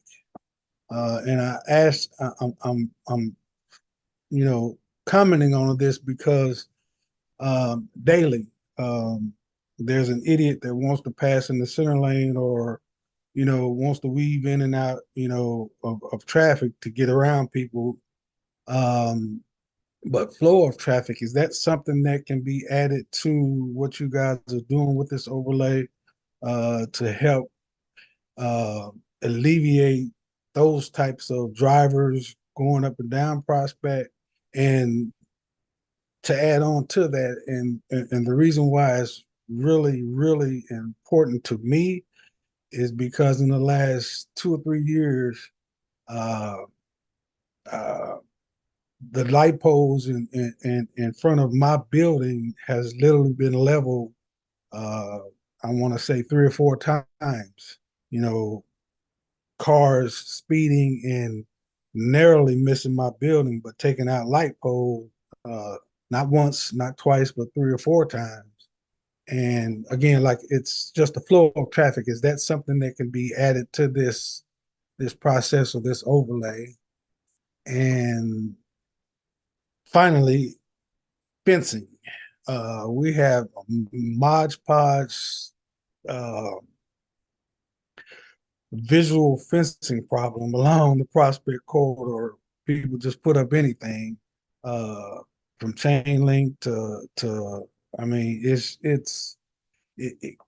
can that be considered or addressed with this overlay as well? And those are my comments, and I look forward to hearing what you guys have to say. Thank you. Mr. Tyson, can you state your name and address for the record? I know we got your name, but Sure, Forrest Tyson, and my building is 4435 Prospect. all right, thank you. Mhm.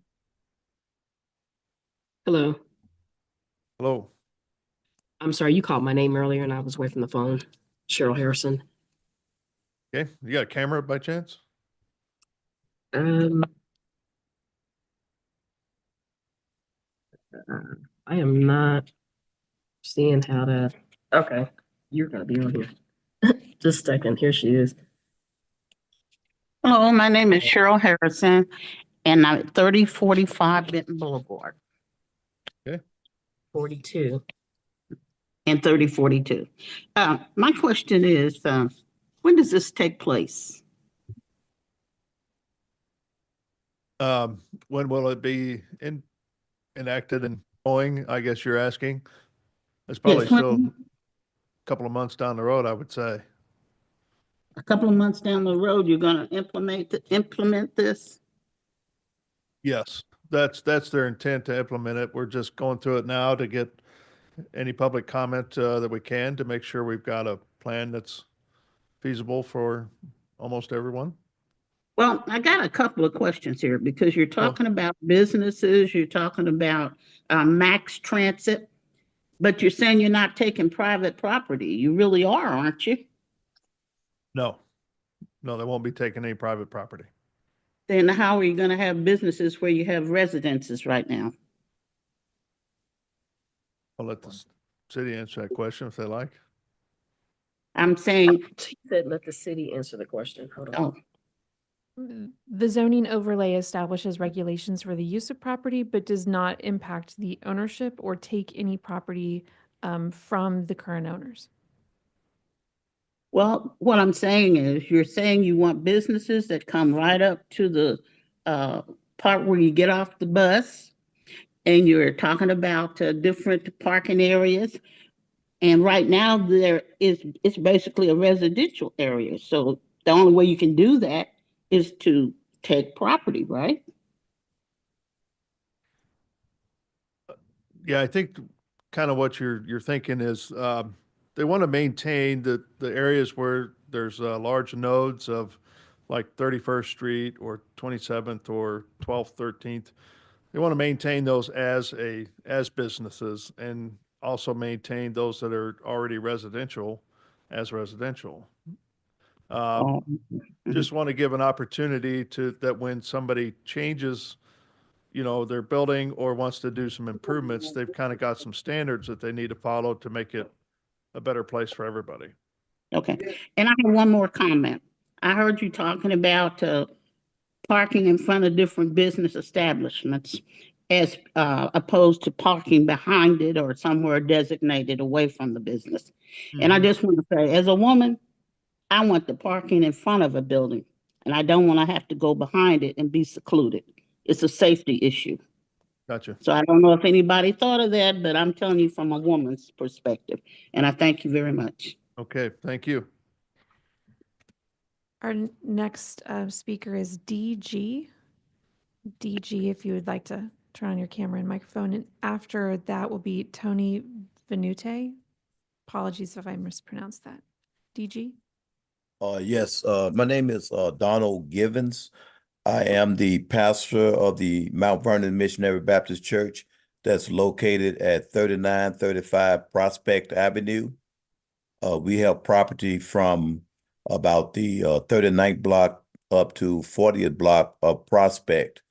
And I heard someone say earlier that it's going to be happening in a couple of months. They're looking for it to happen. I don't have a total understanding of how this is going to affect our church.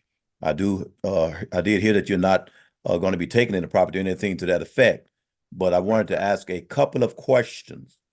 The first one is we have been, well, not questions and comments. The first one is that we have been saving probably for the last 13 to 14 years to effect rebuilding our church at Mount Vernon Baptist Church there on 39th and Prospect, and ready to move forward on that in about another year, sometime this year or next year. At the time we started saving for that, there were no restrictions. And I guess there's some new restrictions that they're seeking to implement. I do want to see improvement. I want to see advancement in our community. I think that is all good, but I do want to know how that's going to affect what we plan on doing with a rebuilding project. We own some property on both sides of the street of 39th and Prospect, and so I wanted to find out how that's going to affect us. One of the things that we wanted to do is remove our entrance off Prospect. The reason for that is because we cannot control our entryway. We have all kind of people up and down. We've been there for, over 50, 60 years now.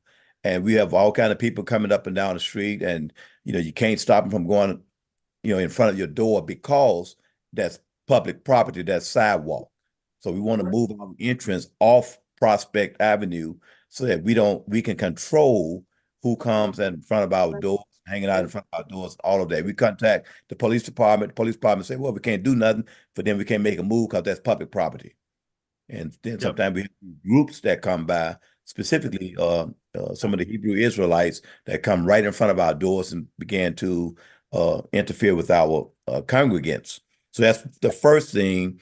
How would that affect us moving our entrance off Prospect Avenue? Yeah. The second, I'm sorry, you going to answer that? I was thinking about it, but go ahead with your second thing. We'll answer it all together. All right. The second question is you made mention about the parking behind the building, all of that. We've got parking, of course, on Prospect Avenue.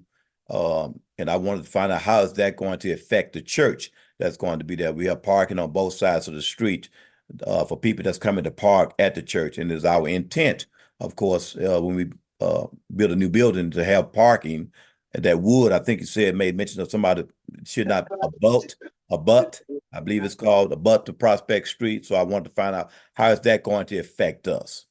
That's number two. Number three is I want to find out, because I'm really ignorant to all of the things that that you're making mention of. So I want to find out where can I find some kind of information online to be able to educate myself on what's going on, what some of the restrictions are on all that's happening, or is there someone that I can contact so that I can read through it and really get a good solid understanding about what's going forward with Prospect and how it's really going to affect our church area.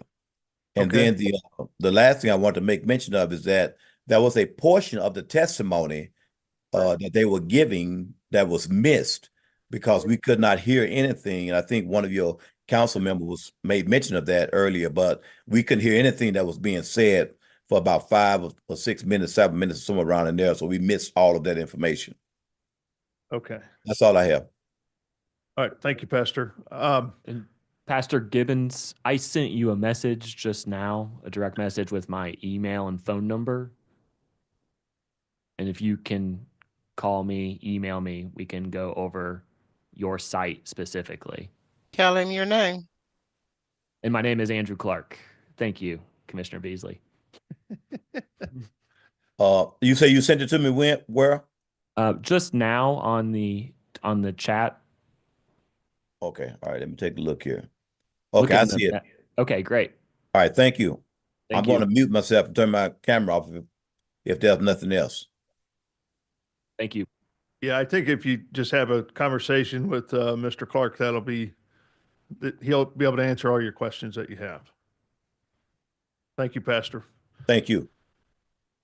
All right, Our anybody next else? speaker is Tony Venute, and then after him will be Vonda Henry.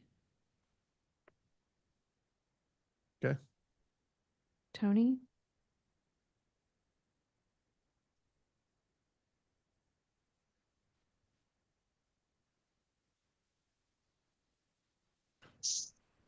Okay.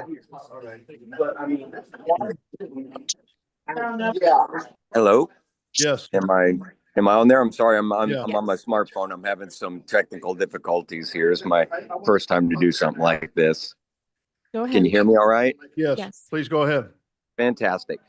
First off, I just wanted to say thank you to the pastor and the gentleman before that and the lady before that, because they asked a whole bunch of really good questions, and I really appreciate that. And I was wondering if you might extend me the same courtesy of a contact person that I can ask certain particular questions, so I don't take up specific time here just for my property. I don't know if you have my address and phone number there, or my address and name and everything. If you need me to tell you that, I could do that. Please do. We'd like that for the record. Sure. My name's Tony Venuti. She got it real close. It was real close. Okay. And the address I live at is 4204 Montgall. And I've lived on, I've bought, fixed up, and lived on several houses on Montgall in the past 10 years between the 40th and 43rd blocks. So I'm quite familiar with the whole neighborhood, and I'm excited about the developments and everything that they're going to do. I've got just a couple of questions and one comment. And I kind of misheard because there was some trouble with the audio, but at some point somebody said that there was problems with the commercial or attracting businesses because there weren't enough people because they had lost the population. Now, I can't speak comprehensively, but the area that I have moved into is between 39th and like 43rd. And when I first moved there, there was a great deal of vacancy, abandoned buildings and everything. And in the past 10 years, every single house has been remodeled, and there is a huge uptick in the population, which is fantastic. Families and everything. And what I was hoping for, the next thing would be, first they did the city did the infrastructure. then the houses get remodeled, then businesses, and turn it into a real neighborhood, which would be awesome. So I just wanted to say that I don't know if those records are updated, but there's a lot of people in Southwest Oak Park, at least, that have moved in, and the properties are just popping like that. It's super cool. So I wanted to give a bit of encouragement there. I was curious if they're going to be doing any sort of beautification, because I've been myself trying to plant trees along my properties on Mount Galt, and there's a dearth of greenery along Prospect. It looked like at one time that it was probably very pretty, and now there's maybe one tree a block or something like that. I was wondering, are there any plans to beautify the area to make it more appealing as people drive by, instead of just car lot after car lot and barbed wire and chain link and ugh. Is there any plans on doing anything with making it more appealing that would make it a more possibly even pedestrian area, or is that too optimistic? Yep, we'll talk about that here in a second. Okay, anything else? Not that I can think of. Okay, thank But you. if they, Thanks for yeah, calling. if they could reach out with me with that phone number, that would be great, a contact number. Thank you so much. All right, thank you. Our next speaker is Vonda Henry, and then after Vonda Henry will be Leland Muldrow. Okay. Good afternoon, everyone. Hi there.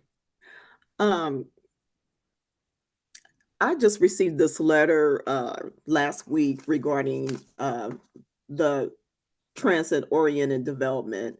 And so I have a few questions. My property is like 300 feet away from the transit-oriented development. It mentions certificate of legal nonconformance.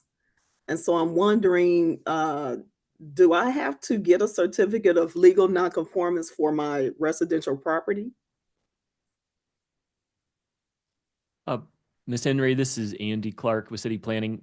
So your notice said you're outside of we sent out two letters. One letter that would instruct property owners if they were within the overlay.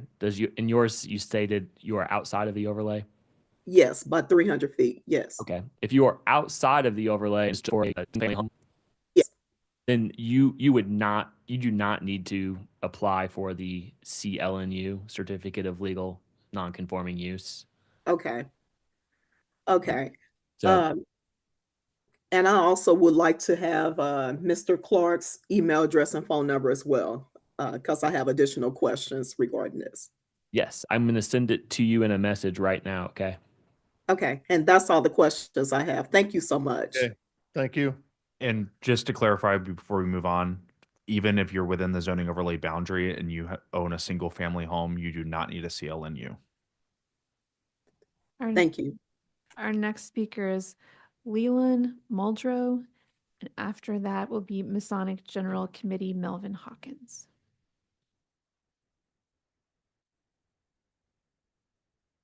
Leland Muldrow, you can unmute and speak. Can you hear me? Yes. Good morning. Yes, I'm calling regards. This is Leland Muldrow. I'm a board of director member of Masjid Omar.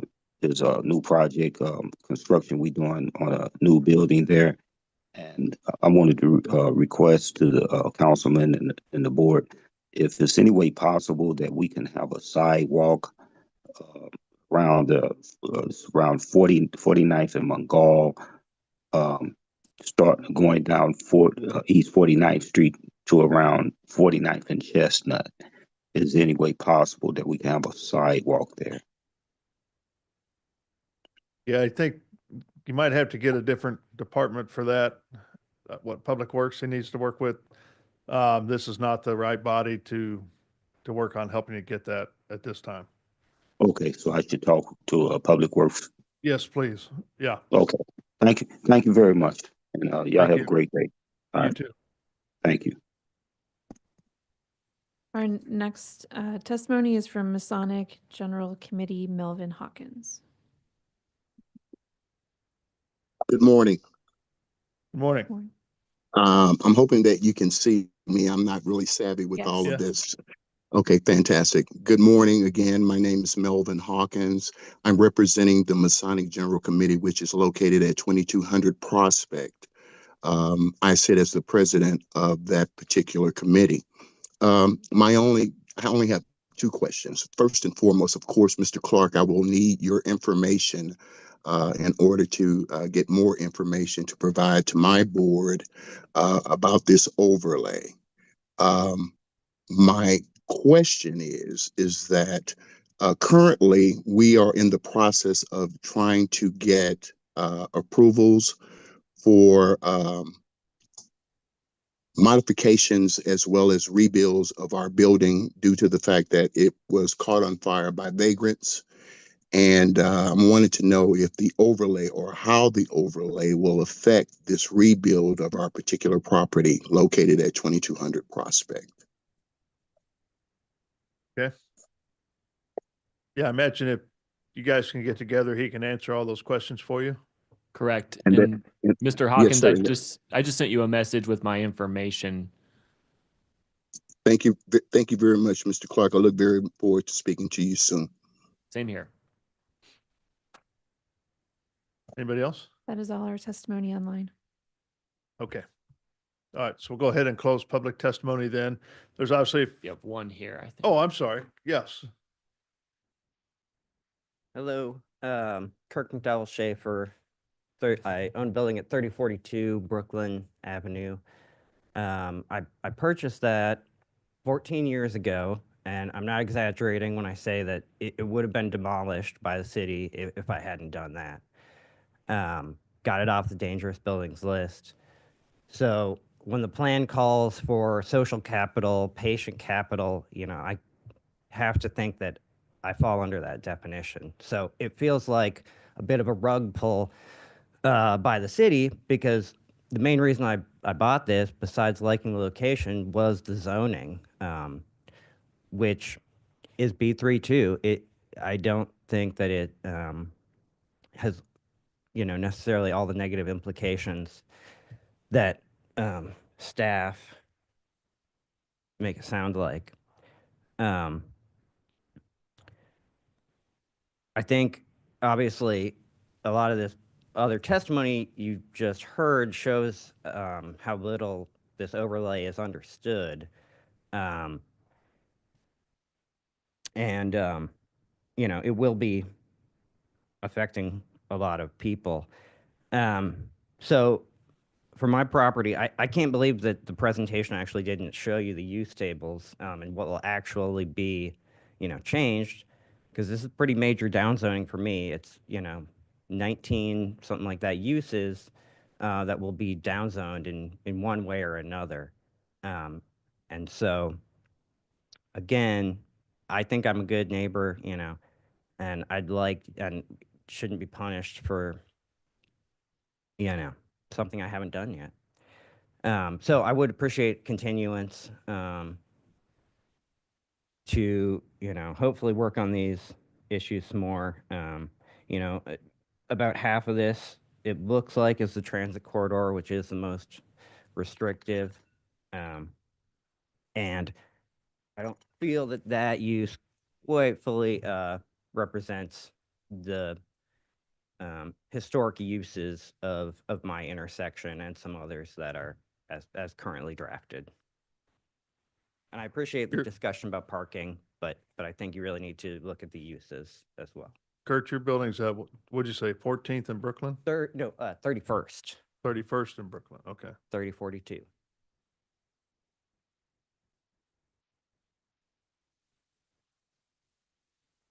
All right, anybody else? Okay, we'll close public testimony at this time, and maybe you can answer a few questions now, but it sounds like there's still a lot of outreach that may need to occur with some people to kind of talk through this a little bit more.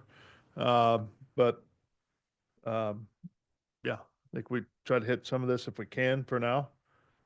Probably I would recommend going through Pastor Gibbons's comments. You have those? And a few other of the comments, I think it was from Mr. Tyson as well. Yep. Throughout the engagement, a lot of the public and property owners said, are you going to do streetscaping? I want safer vehicular movements. And that is really our colleagues in the Public Works Department.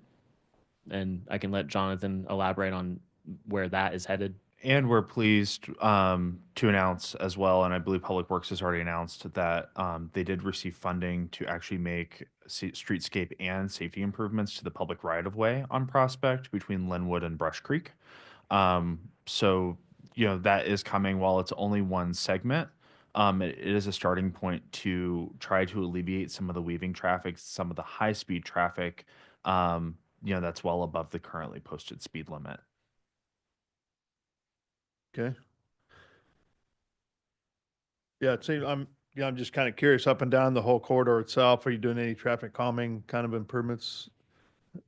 I can only speak to the areas that I know of traffic calming. A lot has been done up to this point through the city's Vision Zero, you know, actions. One of those did include curb bump outs at 35th and Prospect to help slow down turning movements. So that way pedestrians had better visibility and cars were not potentially hitting a pedestrian at a high rate of speed. The project that I describe and Public Works could get into more detail with will hopefully add further safety improvements to that corridor. And there will be a public engagement. There will be public engagement throughout that entire design process that will be hosted by the Public Works Department. Okay. And then for Pastor Gibbons, one thing that we did do, and I know this body has seen a lot of schools and churches come through for a special use permit. Let's say they're adding a parking lot that's 2,001 square feet. And the way our code is written, that has to go through the special use permit process. So we did in the use table, to bring that up, for religious assembly, which is a church or a school, they are allowed by right without going through the special use permit process, as this is a busy generally commercial corridor. The only stipulation is that a special use permit is required if that use is in a residential district. Because we want to make sure if you're going to put a playground right next to somebody's house, they are at least notified of how that might change their impact of quality of life. You know what the parking ratio is for religious use? Off the top of my head, I'm Okay, not that fine. good. 'Cause that was one that I thought was a good example where it requires a ton of parking. It's something you probably would want in that corridor, but You there's only a need little bit it of- twice a week. Yeah, but and then Yep. it creates some conflict between desiring less parking, but that's a use that you would obviously want. I mean, a lot of churches are active throughout the week, but to your point, they don't require the full extent. It's not too bad. It's 1 per 7 seats, So I could see a religious. exceeding the minimum. It goes back to your exceeding the minimum. Yep. Okay. But yep, Pastor Gibbons, please get in touch with us. It's hard to give a full analysis without seeing a site plan, and I just don't want to say anything on the record Sure. that's incorrect. Okay. All right. Anything else? All right. So it sounds like at this point in time, maybe a little bit more time to go through this a little bit, continuance on this, do a little bit more outreach and discussion. What kind of time frame are we looking at here? We honestly, and this is coming from staff, as I showed earlier, we've done 60 sessions in the last 2 years. And some of the comments that you've received, it's individuals that we have talked to. So please have a meeting with us and bring specific ideas, suggestions to us, and we can continue that way. Again, my information is on the prospectus webpage as well as Jonathan's. I think the parking discussion, I know there's been other parking discussions going on in the city. I will look at my division manager on maybe an expected timeline to come back? I would recommend either April 2nd or 16th. Okay. And then, so I think, 90% of this is stuff that I'm excited about and supportive of. Want to be careful though about unintended consequences.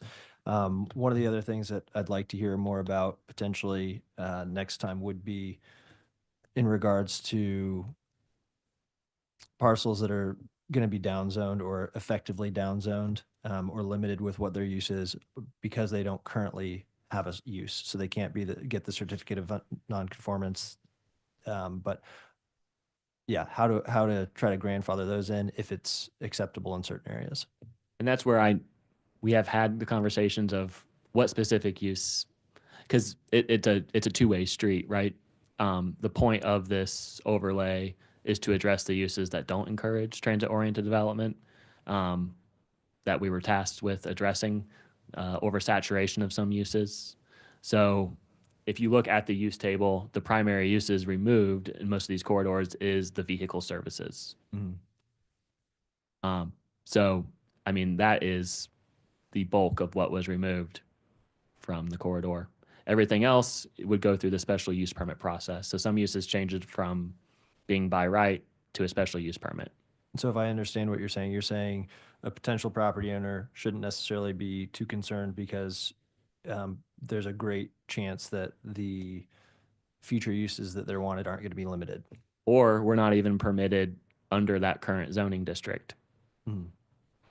There is a misconception that if I'm zoned B, I can really do almost whatever I want.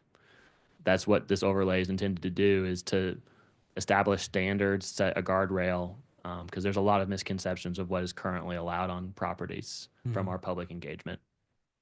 Okay, so then Chair Crowell, are you ready for a motion to continue? Yeah, just make sure in your motion, kind of add what's expected as part of the continuance. Do you want me to go over it? What's expected? Well, I mean, the reason that I wanted to continue is I just want to spend a little bit more time going over things to just identify if there are changes that I'd like to see, with specifics, whether it's existing drive-throughs, parking maximums, window signage, but I don't know beyond that what else needs to be called out. Yeah, I think that's really it. Just to take another look at the parking piece, the streetscape, traffic calming, were just a couple of the items that I think we saw. Was there others that you had? Well, I had just looking into the light industrial zoning use, but I don't know if there's really. Yeah. You brought up staging areas. Staging is like an example of one to really just be careful of if we're going with the light industrial zoning use. Okay. Chair Crowell, I move to continue docket item number 2 to April 2nd with the intent for both the commission and staff to have more time to review, discuss, and understand pieces of this as it pertains to drive-throughs, parking maximums, parking design, streetscape design, window signage and visibility, zoning as it pertains to light industrial, and as it pertains to existing parcels that aren't currently using a certain, that don't have an existing use that, I don't know how to say that. Conforming. Well, yeah, I guess existing parcels that are currently conforming. With but- no lawfully established use. Yes. I can try to run that analysis. Right. I think I know what you're getting at. Is April 2nd enough time to go through all that? Or do you need till the 16th? Yes, April 2nd. April 2nd? Okay. I've got a motion. Second. I've got a motion and a second to continue docket item number 2 to the April 2nd meeting, asking for a little bit more investigation on a host of items. Margaret, can you take roll call on that motion, please? Arkin, Aye. Beasley, Aye. Dahl, Aye. Enders. Aye. Hasek. Aye. Lynch. Aye. Padilla. All right. Looks like that motion passes in 7-0. I need to take like a 10-minute break. Lunch has been delivered. Okay. What do our risks or cases look like here? I mean, are we they looking like they're gonna be a long time on them, or they fairly, because we got 3, 4, 5, 6, and 7. How long do I think they're all going to take? Yes. I think that we will have testimony on number 3 and number 7. We Okay. might have on 4, 5, and 6, but Okay. All right. So I guess take like 20-minute break then, so we can grab a little lunch and then come back and finish it out. okay, Does that work? that works. Thank you, everybody. Thank you for the feedback. Yeah, so it's 25 after now, so we can be back at 11:45, right? Okay, thank you. Okay. Andy and Jonathan, one of the quarters I was thinking about was 1 second.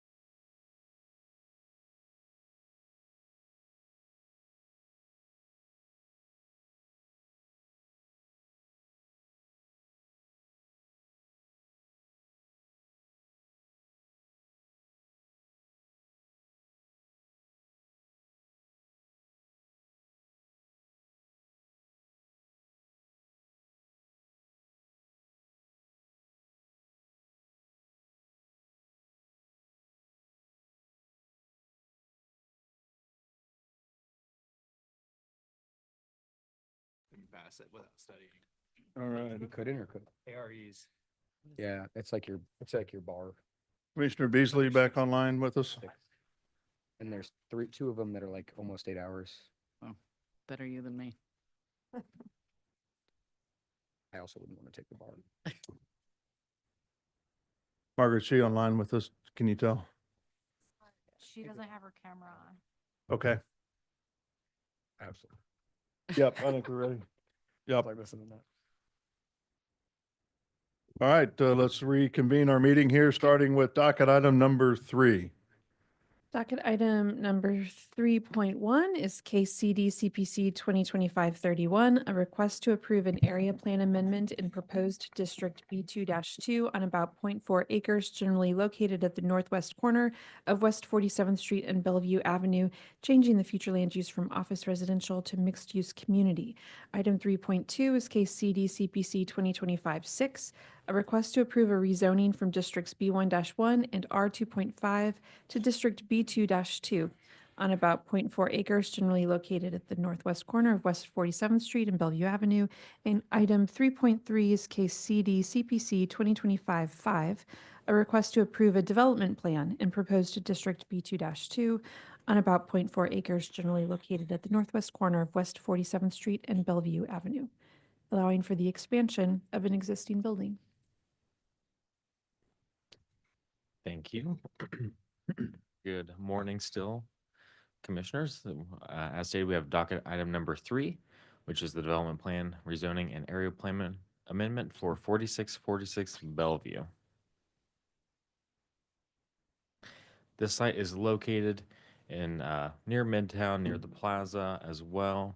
Here's a closer view yet. You can see Bellevue is the north-south street. 47th Street is the southern street, which would extend over to the plaza to the right. This is the existing building. It was most recently used in November of 2023 as a religious assembly, as you can see here. It has been since empty. This is looking southwest at the site. The development plan is shown here. They're not adding any area to the footprint of the building and not reconfiguring the parking lot. This is an extension, an expansion of to allow for a 3rd story on the site. So this development plan will also act in lieu of a special use permit, which is permitted by the Zoning and Development Code. That any use that would be permitted by a special use permit can also be permitted by a development plan. This would permit an event venue, which is capped at 490 people. And then there's also the requirement that the applicant shall provide a shared parking agreement prior to issuance of the certificate of occupancy. It is that KW building in the background is the structure that the shared parking agreement will be with. The neighborhood has, West Plaza Neighborhood Association has provided a letter that they have taken a position of non-opposition. And with that, we recommend approval of the area plan amendment, rezoning, and approval with conditions of the development plan. I can take any questions. Okay, any questions from the commission to the city staff? Commissioner Beasley?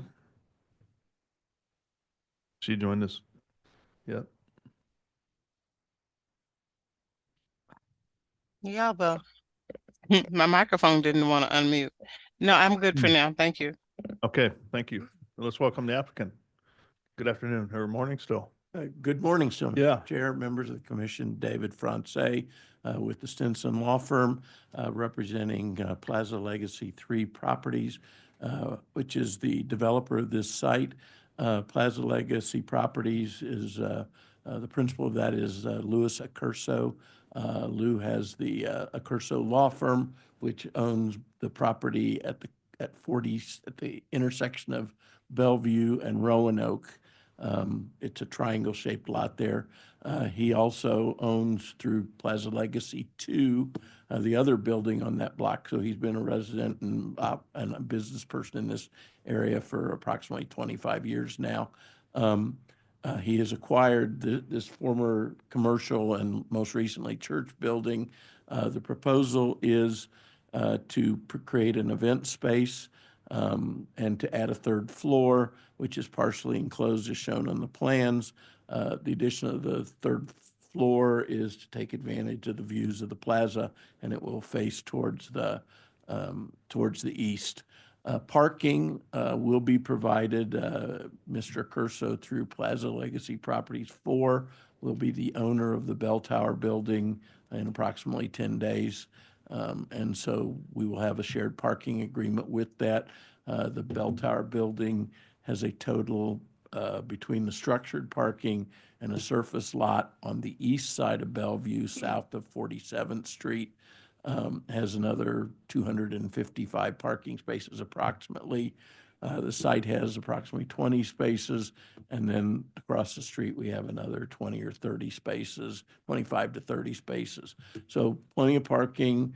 It's a good use because the demand for the event space will take place principally when there is no demand for the office uses.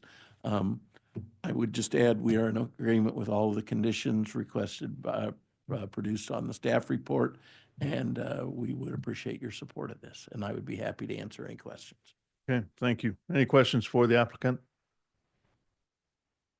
All right, seeing none, let's open it up for public testimony. If there's anybody out there that would like to speak regarding docket item 3.1, 3.2, or 3.3, please come forward or raise your hand using the Zoom feature and you'll be called upon. We have no hands raised online.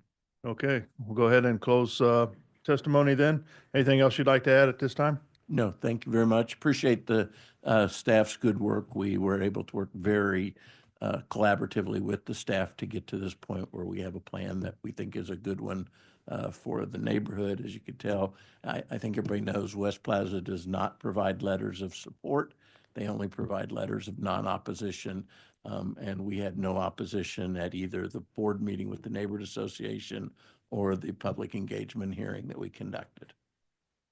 All right, thank you. So at this time, I'll close testimony. If there's nothing to discuss with the commission, I'll take a motion, please. Chair I have a quick question. Okay. Just to confirm, this is outside of the Plaza Bowl Pike stuff? It is in the Plaza Midtown area plan, but it is not covered by the Plaza Bowl overlay or the Country Club Plaza overlay. So that's a yes. Thank you. Chair Crowell, I move to approve docket items 3.1 and 3.2 without conditions, and to approve docket item 3.3 with conditions. Second. So we got a motion and a second for approval of docket items 3.1, 2, and 3. Margaret, can you take roll call on that motion, please? Perkin, Aye. Beasley, Aye.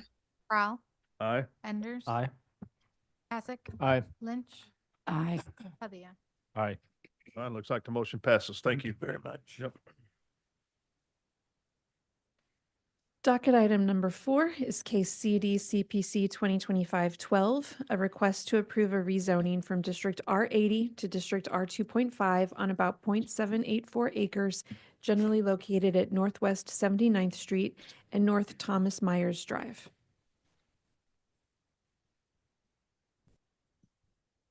All right. Good afternoon again, commissioners. I will pull up docket number 4.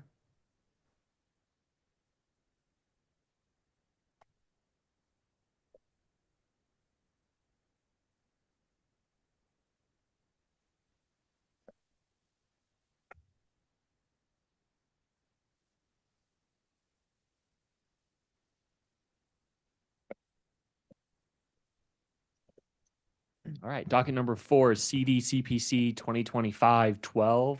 This is a rezoning without plan at 901 Northwest 79th Street. The project is located in the 2nd Council District. This is just west of Highway 169, south of Berry Road. As you can see here, the site currently has a vacant detached home on it, and I believe it's been vacant for about a year or two. The applicant can discuss more about the property. The applicant reached out to city planning. They were interested in selling the property, and everything next to here is multi-unit apartment buildings or townhomes with the R-2.5 zoning. This is just one little piece of the R80 that still exists in the area. Here's a view of the existing structure from Northwest 79th Street. And then you've probably seen this on your way up north. This is the house from US Route 169. And this is just context of what type of residential units are nearby. As you can see, this is an apartment complex directly next door. And the applicant is hoping to rezone to what the zoning is here at this site. The proposed rezoning does comply with the Line Creek area plan recommendation of residential medium high density. Staff's recommendation on this rezoning without plan is a recommendation of approval. And I also have the applicant here if you have any additional questions. Okay, any questions for city staff? All right, seeing none, welcome applicant. Thank you. Good afternoon. Thanks for being here today. Anything you'd like to add from Mr. Clark's presentation? Actually, he summed it up pretty well. So- Okay. Very good. Any questions for the applicant? Mr. Beasley? I was just trying to look, she is planning on building apartments Go or ahead. single family? Actually, it's, what we thought would be the best and highest use for this property is either duplexes or perhaps townhomes or, patio homes, something like that. There's a little less than 0.8 acres there, so we would be limited to the number that we could put on there. We visualized a plan with duplex units of 6 units, three units that had two sides to it, along the west side of the property, so that it would, the back of the duplex units would be adjacent to the apartments that are behind us. Also, I was aware from past conversations about what was happening behind the property in back of this. This is my parents' property. And behind their property was zoned the R2.5. And we had heard that they were going to be putting some townhomes in there. So we felt like that this house would conform to what was around it in more of a simplistic way than where we have, the house right now. And we do have just a really rough preliminary architectural rendering showing what might go there. I think we shared it with Andrew, but that's kind of what we're thinking. Yeah, I don't think we need it at this time. So does that mean they will be coming back for a development plan, or they're too small to have to do that? It's less than 50 units. It would be a project plan, and less than 25 units, they would be allowed to go straight to building plan review, submit their So plan. they won't be back, they're too small. Okay, Correct. thank you. Okay, any other questions for the applicant? All right, so let's look for some public testimony. If there's anybody out there that would like to speak regarding docket item number 4, please come forward or raise your hand using the Zoom feature and you'll be called upon. We have no hands raised online. Okay, we'll close public testimony then. Anything else to add? No. Okay, all right, so we'll close testimony and speak amongst the commission. If there's nothing to discuss, I'll take a motion. Chair Crowley, move to approve docket item number 4 without conditions. Second. I've got a motion and a second for approval of docket item number 4. Margaret, can you take roll call on that motion, please? Arkin, Aye. Beasley, Aye. Rob, Aye. Enders. Aye. Hassick. Aye. Lynch. Aye. Padilla. Aye. All right, thanks for bringing it in and good luck. All right. Let's move on to docket item number 5.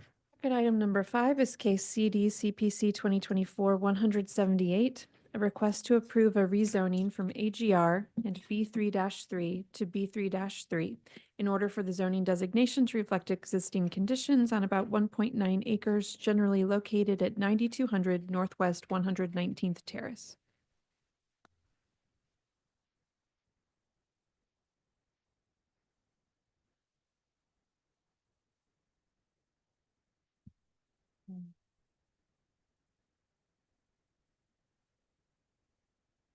Okay, now we're in business. Okay, thank you. This is CD CPC 2024-178, and the applicant is seeking to rezone the subject site in order for the zoning designation to reflect existing conditions. So the property is located in the very most northern part of Kansas City, Missouri, towards the airport. And this is a close-up of the subject site. It is highlighted in yellow. And I also have on the screen the zoning map layer, so you can see the different zoning designations. As you can see that the property is currently split zoned. Half of the property roughly is B3-3 and the other is AGR, which is an agricultural district. So the business that's currently occupying this building, they are intending to develop some new signs to go on the property. And since the property is split zoned, the portion of the building that's in the residential zoning district has to conform with residential sign codes, and the portion of the building that's in the the commercial zoning district has to comply with commercial sign standards. So to clean up the site, ensure that all of the property is within the commercial zoning district, so it can all, be held to the commercial sign standards. That is the reason for this request. The property, I assume, is split zoned. This is a result of the highway going in, my assumption. So now I'm going to go into the review criteria associated with a rezoning. I'm going over the 3 that best support city staff's recommendation. So B, which is the zoning and the use of nearby property. So outside of that I-29 and Northwest Cookingham Drive right-of-way, most of the property surrounding this site is commercially zoned and is B3-3. Here is a graphic representation of that. The subject site is highlighted in yellow, and you can see the extensive amounts of B3-3 surrounding it. So it makes sense to clean up this property and for it to be entirely zoned B3-3. We have review criteria E, which talks about the stability of the property in which it's zoned currently and those restrictions and regulations. So the use is totally allowed to remain in operation. However, like I mentioned, any newly installed signage or building additions that occur within that AGR section of the property would have to comply with those zoning regulations. So rezoning it all to B3-3 ensures that the entire building and the entire site is held to the same standards. And review criteria G, which is the extent to which approving the rezoning will detrimentally affect the nearby properties. And we do not believe that there will be a detriment effect to the nearby properties, because as previously mentioned, the surrounding area is predominantly commercial and zoned B3-3. Thus, city staff recommends approval. That concludes my staff report. I'll be happy to answer any questions. Okay, thank you. Any questions for city staff? Commissioner Beasley?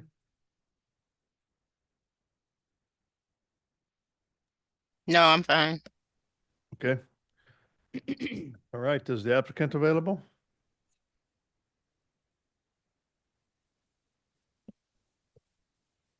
We don't have any hands raised online.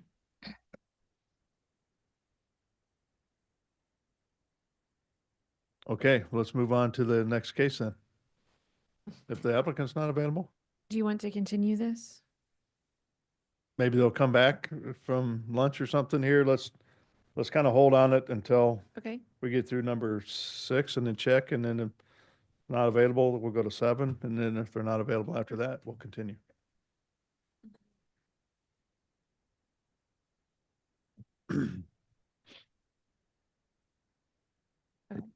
Okay. Docket item number 6 is CDSU 25, a request to approve the addition of a swimming pool to the Tony Aguirre Community Center on about 4.6 acres located approximately 300 feet north of the intersection of West 21st Street and West Penway Avenue. Scott Overbay and Jeff Bart. Okay. All right, and let me see if I can get my screen shared.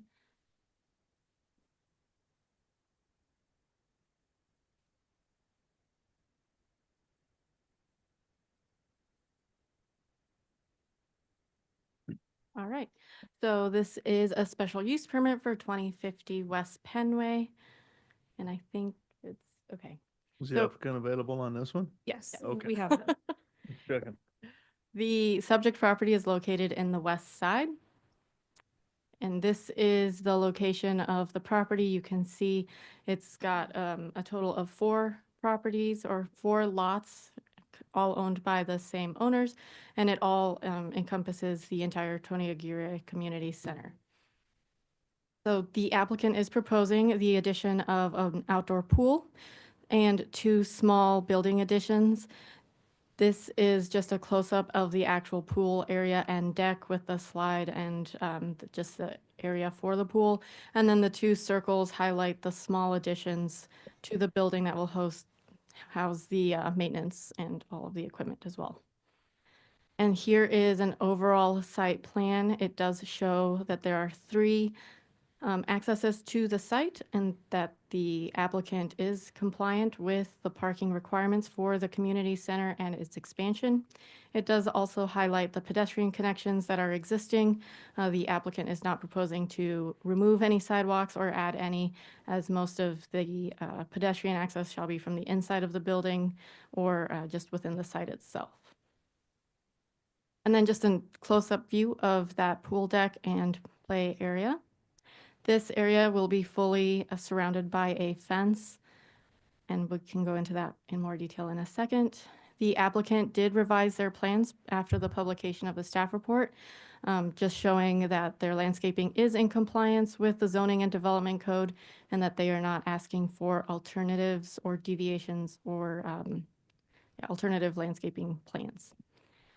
And then here are some elevations of the additions. The applicant did make sure that the additions match the existing community center, both with color and their construction materials. And then just for the approval criteria, I'm just highlighting a few. Criteria A, if it complies with all the applicable standards of the zoning and development code. First, this does not. There are 2 variance requests and a special exception, and those will be reviewed with the Board of Zoning Adjustment.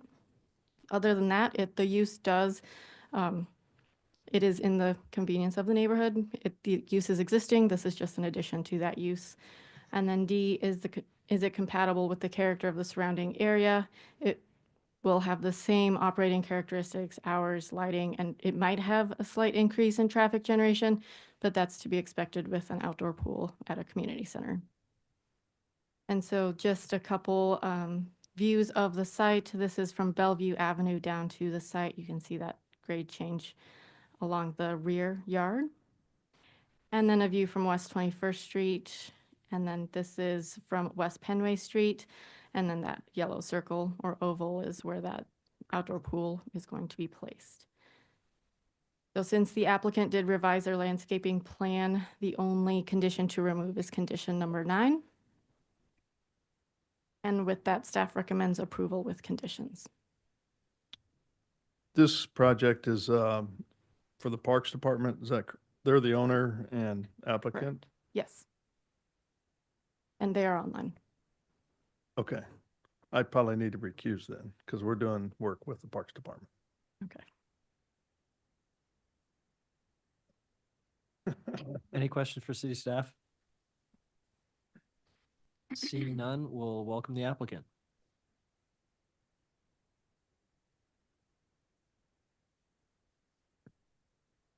Jeff or Scott, you can go ahead.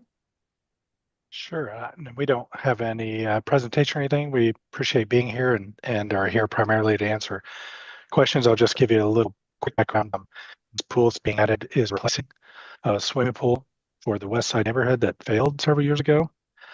So the community is eager to replace that or get that pool back in service. What you see in front of you is a result of a 2-year plus plan or process to determine the best way to get the pool back to the community. And it was determined with public engagement with the West Side neighborhood and with park staff that the best option was to add it to the existing community center. It'd be better for the community use of that recreation center and also helps the staff operate that facility. versus it being standalone as it once had been. So in this plan, we believe the pool is adapted to the site the best way it can be to provide the service, provide access to the community, and have it connected with the existing function or program of the community itself. So with that, I appreciate being here and glad to answer any questions. Thank you. Any questions for the applicant? Yeah, I have a couple, if you don't mind. Great.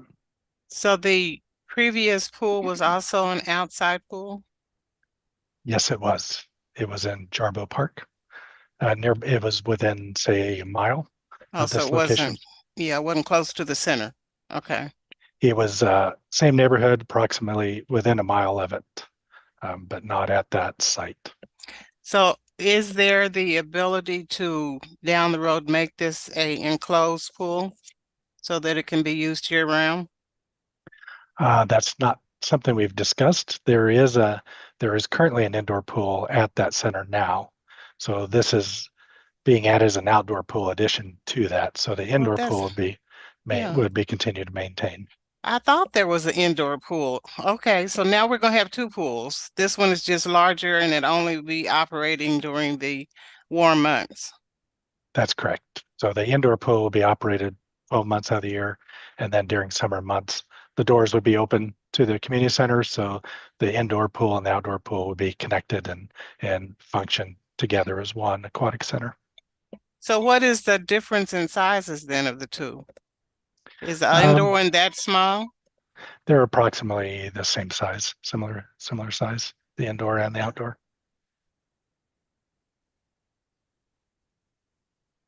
I'm sorry, my phone was ringing, so I was trying to take that noise out.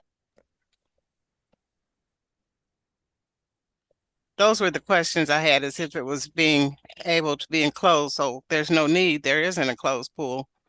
Okay, thank you. You're welcome. Thank you. Any other questions for the applicant? Seeing none, we'll open it up for public testimony.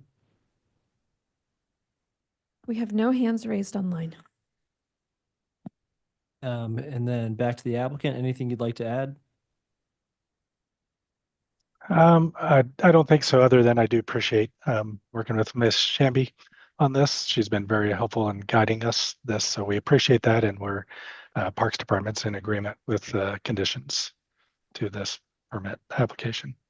Great, thank you. We will close all testimony, and then with the reminder that we are removing condition number 9. Unless there's discussion, I'll look for a motion. Can I ask one more quick question? Sure. When do you plan to start and how long will it take? Well, the process is beginning already, and we're hoping the community is really eager to get this up and running and has put a lot of pressure on the city. So we're hoping that planning on it to be up and going this summer even. You said planning, not construction?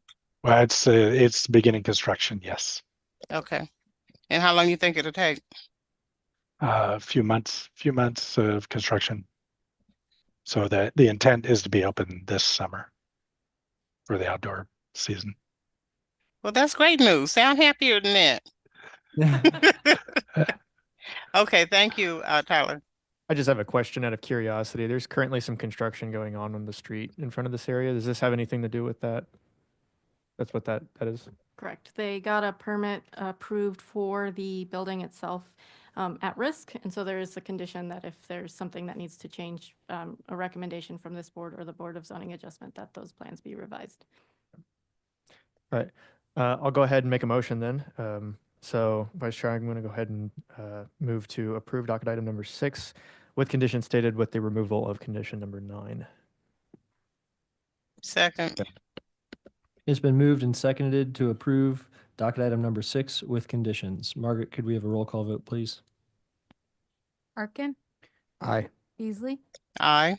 Enders, Aye. Hasek, Aye. Lynch, Aye. Padilla. Aye. Docket item number 6 has been approved 6-0. Thank you for the project. Thank you.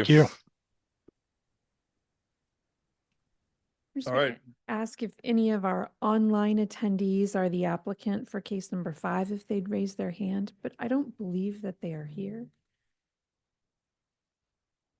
We have no hands raised. So we'll move on to docket item number 7. Yep, move on to docket item 7. CD CPC 2025-11, a request to approve amendments to Chapter 88, the Zoning and Development Code through revisions, clarifications, and other administrative changes throughout the chapter in accordance with the Zoning and Development Code periodic review.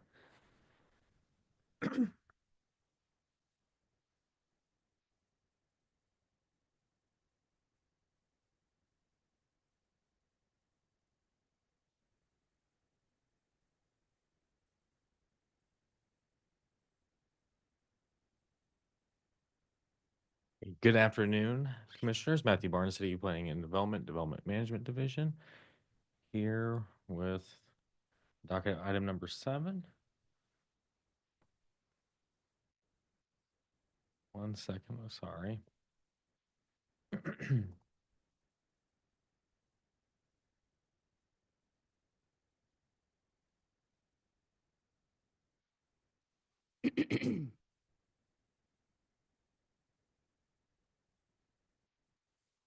There you go. Chapter 88 amendments with our periodic review. Just a little bit of background on these. City staff did hold a town hall meeting on February 13th on the 14th floor here at City Hall. We sent notification out to a list of developers and interested parties that staff has compiled over time. It was additionally placed on our website. And during this meeting, city staff presented and proposed these text amendments, and we received that feedback from the attendees. There are 3 amendments that we'll talk about today. The first one is changes to approved plans. So this would clarify the process of modifying approved plans in the Shoal Creek UR districts, plan review districts, which encompasses project plans and development plans, and master planned developments, MPDs. This would put it on the same review path as zoning map amendments or rezonings, which would require notification to everybody within 300 feet, public engagement, as outlined in Section 88505. Really, the reason we're doing this is we have these very large UR plans, MPD plans, Shoal Creek plans, which have hundreds, if not thousands, of addresses. The current requirements require notifying every single person within that. And for areas like Shoal Creek, Twin Creeks, or Tiffany Greens, this is not that feasible for the applicant, especially if they're just amending a small portion of the property that doesn't really affect somebody, miles away. The second amendment is residential building types on corner lots. This amendment would permit 2-unit houses or duplexes and semi-attached houses as allowed building types on corner lots in the R6 district.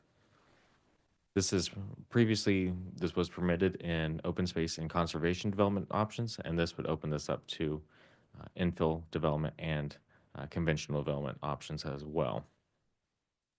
So here's the building type table. You can see highlighted there in the R6 district. We're just removing the bracketed parentheses, which stipulates that only semi-attached and 2-unit homes can be permitted on corner lots in the open space and conservation districts.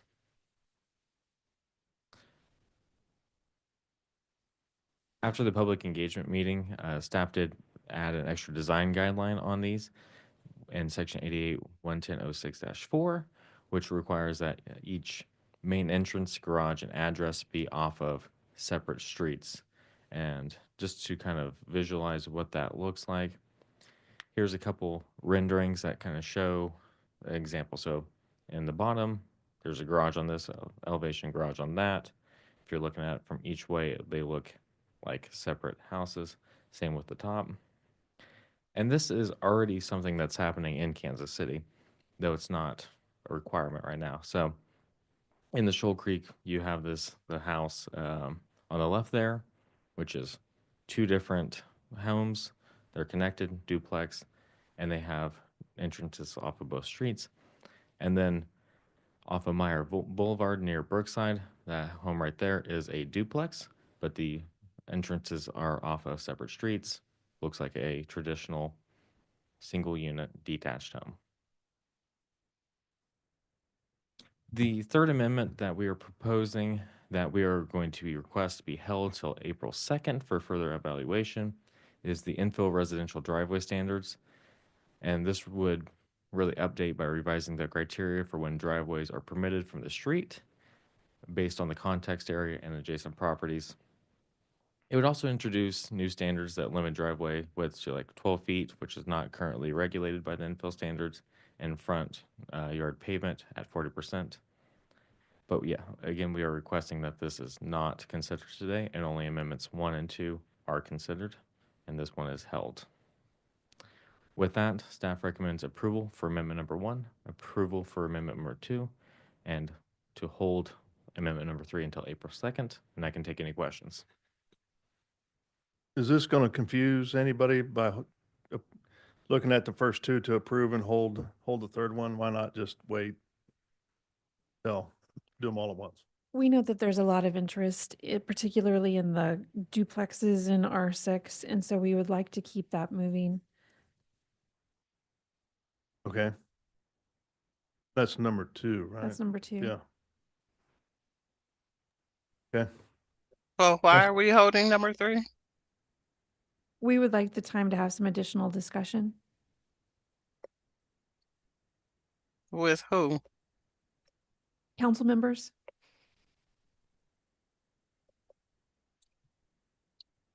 A question on amendment number 3. How often do we run into proposed developments that would have driveways exceeding those thresholds that were stated? The 12 feet and 40%. Currently, we just go off of conventional standards on the driveway widths, and it is a concern in these infill areas where the infill requires 75% of total lot cannot be. The impervious limit is 75% of the lot, 50% for the building, and so we've seen instances where these have been close to being exceeded, if not exceeded. But this just kind of further confirms these are the standards for the infill. I couldn't quantify it, but I do feel like we've had a good number of variance requests related to that recently. And so are they typically granted then? It varies. Because, so as I understand it, I imagine there are 2 concerns. One would be aesthetic, and then the second would be water runoff. And I imagine that the areas in which we would be running up against these thresholds would be narrow lots where the developer owner wants more space to park a car, presumably, and get to a garage in theory. And I imagine if it's a narrow lot, there'd be a reduced amount of street parking.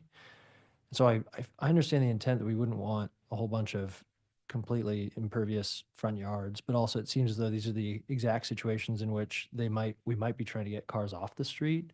And so I was just curious how often we end up realizing that we enjoy having these limitations, and or if I was like, if there's another application that I'm not thinking of and that's why we need them. I would say the other concern in a lot of these neighborhoods is where if you have a neighborhood where there are not existing driveways and so there are not curb cuts, if you start to introduce a lot of curb cuts, you're taking out area that is currently being used for, parking, loading, etc. So we have neighborhoods where, cars are on the street, and the addition of driveways makes parking difficult for existing residents. But I mean, so if we allow up to 40%, then clearly we're allowing for the curb cut, which let's say in theory removes 1 car off the street. I'd imagine, or I mean, removes 1 street spot, but replaces it with an off-street parking spot at the minimum, because no one would do a curb cut without having a space for that car to be displaced. So I feel like it's a 1-to-1 at best, if not better. And then at that point, if someone wanted to do with let's say it was a 12-foot curb cut, but they wanted to have it spill into 2 parking spots, it just seems as though if in the right neighborhood, you might allow it, even though you'd be at over 40% coverage. And that's why I was wondering, if we're providing variances regularly anyway, should we even have that restriction in there? I just didn't know how often people would just, pave over their entire front yard or something. It does happen. I couldn't tell you how often without going back to look at some data. We don't have that for you today. No, that's fine. Okay. I didn't know if it was about, and so this is just for infill, right? It's not for, because some of those new developments where you have a bunch of homes with also narrow lots like that, I understand why we say, hey, as you design this space, we don't want it to just be this massive area of paved surface in between this side of the street, that side of the street, driveways, street, et cetera. But for infill, I feel as though we can almost do away with it in that, again, most neighborhoods that have really narrow lots, which we're trying to infill. Not all of our infill areas have narrow lots. Yeah. I mean, there are a lot of them, right? But not all of them. Our infill area is actually goes almost it goes all the way down to 85th Street. We do have some areas past 85th Street on the south. We've got little pockets of infill, kind of freckled all over the Northland. And it does cover up to, past Inglewood. So we've got areas where the lots are really not narrow. And so these limits do help us avoid having a lot of pavement in the front yard. So I think people think infill and they think of the, 40-foot lots, but that's not all Well, we have. so then what's the standard then? Because if it's not a narrow lot, I would imagine our normal standards are sufficient to make sure someone just doesn't put a tennis court in their front yard or something.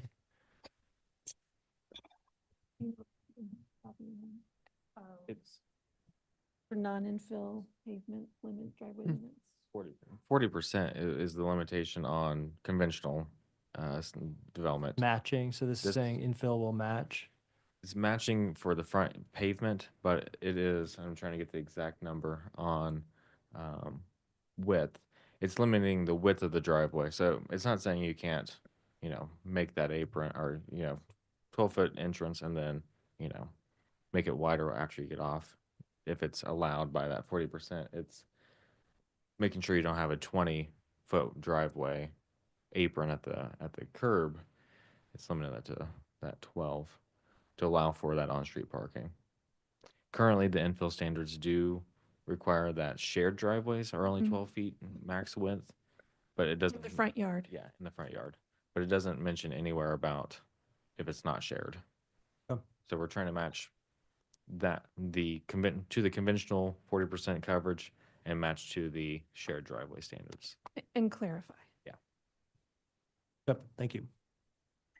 So I have a question/comment then. The examples shown on area that would have to be notified were all up north. That gave me the impression that that was the area in which you were focusing on for this amendment. But now that Tyler brought up infill lots and you politely told him that no, this would not just be infield, why are we, first of all, holding, and again, tell me, because your examples are only north, how this applies to the rest of the metropolitan area? Yeah, I can see that too, because it seemed like some of the presentation and initial discussion, the way the staff report was written, was all based on the Shoal Creek area. That's where I initially took it as well. So yeah, these are three separate amendments that really aren't interrelated. They're amendments that we found with our periodic review. The amendment to changes of approved plans, which I'm showing here, these were the first three that I could think of to display. There are instances, for example, the Cerner Oracle development, which is a very large UR plan, and Marion Ridge. Those would both fall under the same review. Those are older plans, and so these nice colored images weren't as easy to provide for this presentation, but those would be also underneath this approved plan amendment. It's all UR MPD development plans that have these requirements for notification. So you mentioned Cerner, so can I confirm you're speaking of the plan that was off in Bannister? Yes, yep, former Bannister Mall, that is zoned UR, and so the changes to this would also, to approve plans, would require, so like if something's happening at the corner of Bannister and Hillcrest, and they're wanting to amend that, and it's a different property owner than the rest of Cerner, they don't have to get the notification to the very, northwest corner if they're outside that 300 feet. It would follow the same steps as a rezoning. So it would they would be required to notify everybody within 300 feet. They would be required to do public engagement, engage any neighborhood associations that are tied to the site, and do public hearings such as this. In your presentation said this was in, what word I want to use, the same as another, I know Regulated Industries has a requirement of how far from the door of the establishment to notify people. Yeah, that's the screen, that's the slide, thank you. Yes, it would be the same as rezoning. So we would take the outline of the property, and from the border of the property, not the building, we would notify everybody within 300 feet.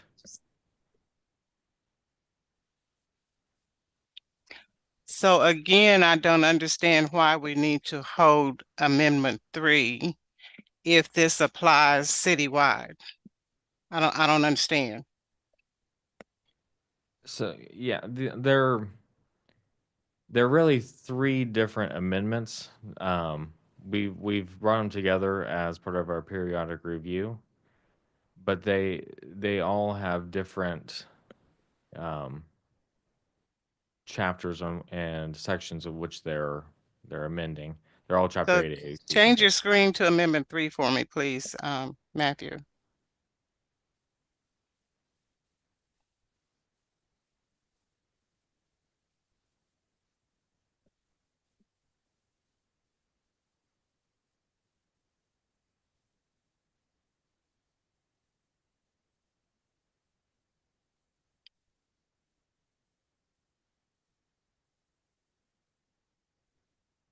Did that help, Commissioner Beasley? So I'm reading at the second bullet point, which is what I think Tyler was bringing up, which then does take me back to my original impression that really applied to the Northland for the examples they had given. This amendment would apply to all of our infill areas, not just the Northland. But again, we're requesting some additional time in order to have more discussion about these amendments, so we don't feel they're quite ready. Then I think, as Kobe suggested, I don't understand why we're not holding all three.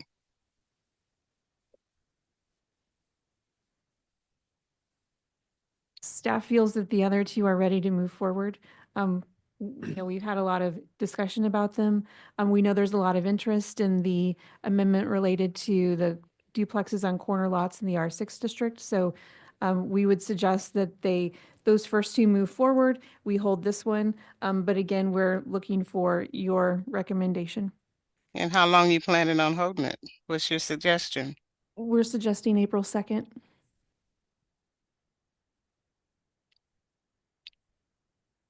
Okay, I'm done. Thanks, Kobe. I'm finished. Okay. Any other questions from the commission to staff? Okay, so at this time, let's open it up for public testimony. If there's anybody out there that would like to speak regarding docket item number 7, please come forward or raise your hand using the Zoom feature and you will be called upon. Good afternoon. Good afternoon, commissioners and staff. My name is Tiffany Moore. I live at 6581 Rock Hill. I'm here today speaking on behalf of the Kansas City Neighborhood Advisory Council. I hope that some of the testimony I have to offer might help clarify some of the questions you were just asking. And so I'm going to, for purposes of making some of those connections, I'm going to start with number 3 and go backwards. So we're relevant to amendment number 3, we really do appreciate the opportunity to hold this. The original, I think there may have been some refinement in what you see here, but it originally came out of a reevaluation of how alleys are considered in the infill standard. The request to hold this was specifically from the working group that helped to create the infill standard, that it's really important that we not tweak individual components of that, because the context area and how undeveloped neighborhoods and existing neighborhoods were considered together in some of this language really should be looked at more holistically. And originally, the infill standard was completed and brought forward through this path with an agreement that we would have a look back. We would actually take a year, 6 months, or a year of data of building permits that had been pulled through the infill standard, evaluate what details within that standard were working, what might need to be adjusted, what barriers we'd seen, and the overall success rate of that standard, and then look at making any changes holistically. So there's been a number of staff members that are not with the city any longer, and so the working group itself has asked staff to allow us to go through that process, to reconvene and to look at that data, consider the requested changes and this additional information on driveways as it relates to the whole thing, but also what other components of that standard might be ready for some adjustment to make it even more successful in the city. The working group itself got together on its own earlier this week and are going to make a further ask or offer to staff to sort of facilitate that ourselves, because we know that staff has plenty on their plate, and move that forward so that we can have those conversations with staff. So we do appreciate the opportunity to hold Amendment 3, even if it needs to be separated from this particular case in order to complete that process. As it relates to amendment number 2, duplexes on corner lots, this was actually a consideration of the infill working group at the time. A variety of things were considered to try and target and stimulate development of empty lots, undeveloped areas, particularly where the lots are non-conforming at this point. Ultimately, staff did not make any changes to the base zoning districts relative to housing types, but that's still on the sort of wish list to look at whether or not additional housing types in those areas would further stimulate where we're not seeing investment now because of too many barriers from a constructability standpoint.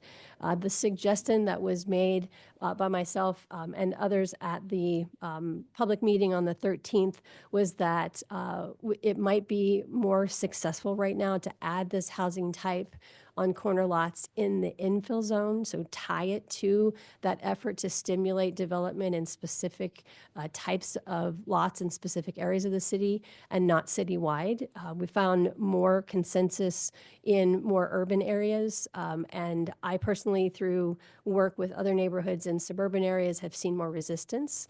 And having this be tied to areas of the city that we already know are interested in more housing types and more density could perhaps allow this to move further more quickly.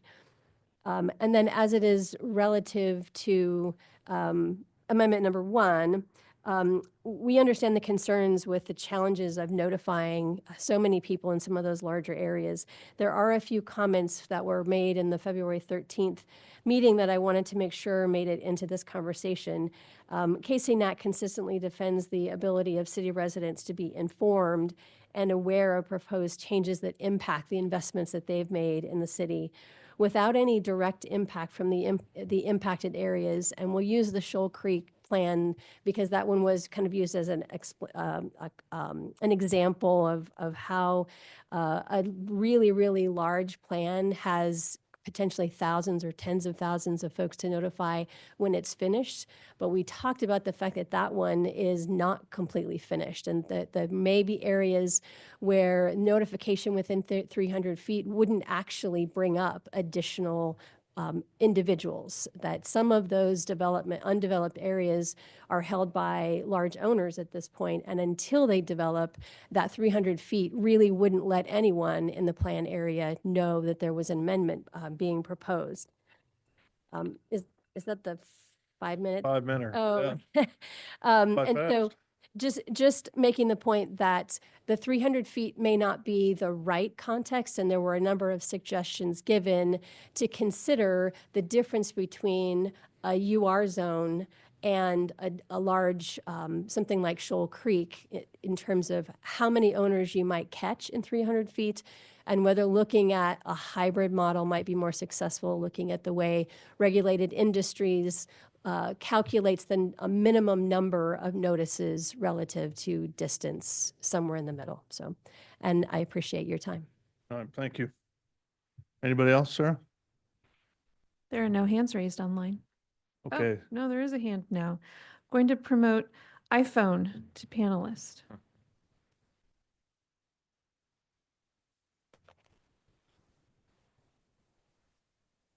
Good afternoon. Can you hear me? Yes. Yeah, can you This is- state your name and address for the record, please? Yep, Christopher Koch, 3927 Harrison Street, Kansas City, Missouri. On behalf of the Hyde Park Neighborhood Association, I myself was an additional panelist or a working group member on the infill ordinance from 2 years ago, and just wanted to echo the statements made by Tiffany Moore about letting us have some time to regroup, look back at the data, see what's worked, see what isn't working, so we can look at that amendment number 3 more holistically with all the infill development standards and not just the singular instance. And I appreciate your time. All right, thank you. Anybody else? There are no other hands raised online. Okay, we'll go ahead and close public testimony then. So, any other thoughts for staff at this time from the commission? I'd add that on number 3, reading this more closely, it just seems like we're trying to anticipate so many situations, and perhaps all these lots are really more similar than I'm understanding, but it seems to me as though I can come up with multiple potential situations in which these situations don't work. So when an improved alley is not present, okay, so there's no alley, fewer than half the lots in the context area are developed. Very likely that could be the case. Driveways from the street shall be permitted when the lot abutting the subject lot are both vacant, or at least one abutting lot is developed with a driveway from the street. I mean, I could easily see a situation which that's not the case, but we should absolutely allow a driveway to exist, because how else could they build in that space, at a drive or at a garage, get a car off the street, et cetera. It just seems like and maybe it's a bigger problem than I'm realizing, but to me, based upon at least what you all have filtered to get to us, or what goes through an administrative process, and therefore we don't see it, I just don't see the problem we're trying to solve. So my preference would be that this is simple. Number 3 is simplified a lot, and or is just made a lot more lenient, but fully supportive of the work that's been done on 1 and 2. Anybody else? Okay. So at this time, let's close testimony then. I think the ask is to approve docket items 1 and 2, or the amendments 1 and 2, and continue number 3 to April 2nd. Chair Crowell, I move to approve text amendments numbers 1 and 2, and to hold text amendment number 3 until April 2nd. Second. And this is part of the docket item number 7. Okay. Arkin? I'm sorry, Beasley? Nay. Hall? Aye. Enders? Aye. Hasek? Aye. Lynch? Aye. Padilla? Aye. Looks like it passes 5-1 right now, and I guess we'll see the next one next meeting. All right, so we're coming back to docket item number 5, are we? Is it going to be continued, or are we actually going to hear it? Well, I'll ask one more time in case our applicant for 178, they would raise their hand. Ross, or it's star number 9 to raise your hand on the phone.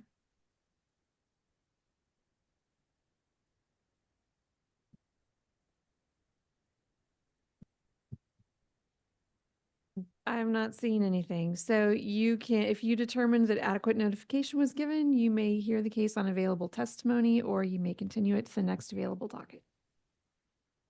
I don't know, I kind of feel like I'd like to have the applicant actually here to present what they're wanting to do and talk through their project a little bit. So I think we need to continue docket item number 5 to the next meeting. With fee or without? With fee, since you got to re-advertise for them, right? I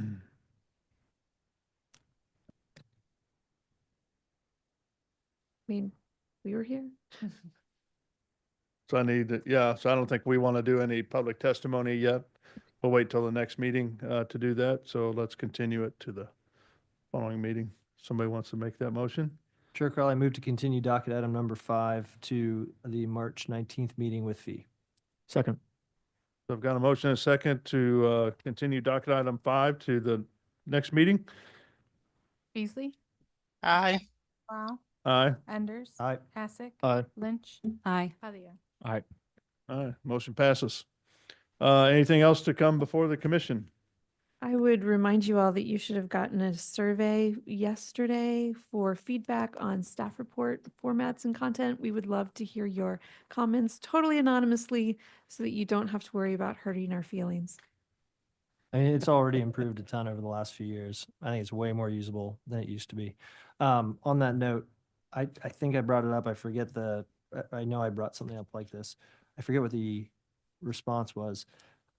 I would love more discretion, again, between chair, staff to figure out if certain docket items could be added to the consent docket. And maybe it's not necessarily every item that fits these things, but maybe it's conversation. I feel as though 4 and 5 could have been on the consent docket. And so I think that it would I could see a situation in the future where on a regular basis, a couple more items are added to the consent docket based upon staff's knowledge of public interest, based upon the complexity of a plan. Because of course, one rezoning might be very complex and one rezoning might be very simple. So again, I think it'd have to be something based upon discretion, but I think it would be in the interest of everyone here's time and then also applicants and the public as well. You want to So I might add, I don't even know what the criteria is to place them on consent versus regular. I thought consent was just items we've already heard before. No, not necessarily. The code specifies some of the things that go on consent, like final plats go on consent, project plans go on consent. So things that are considered more routine.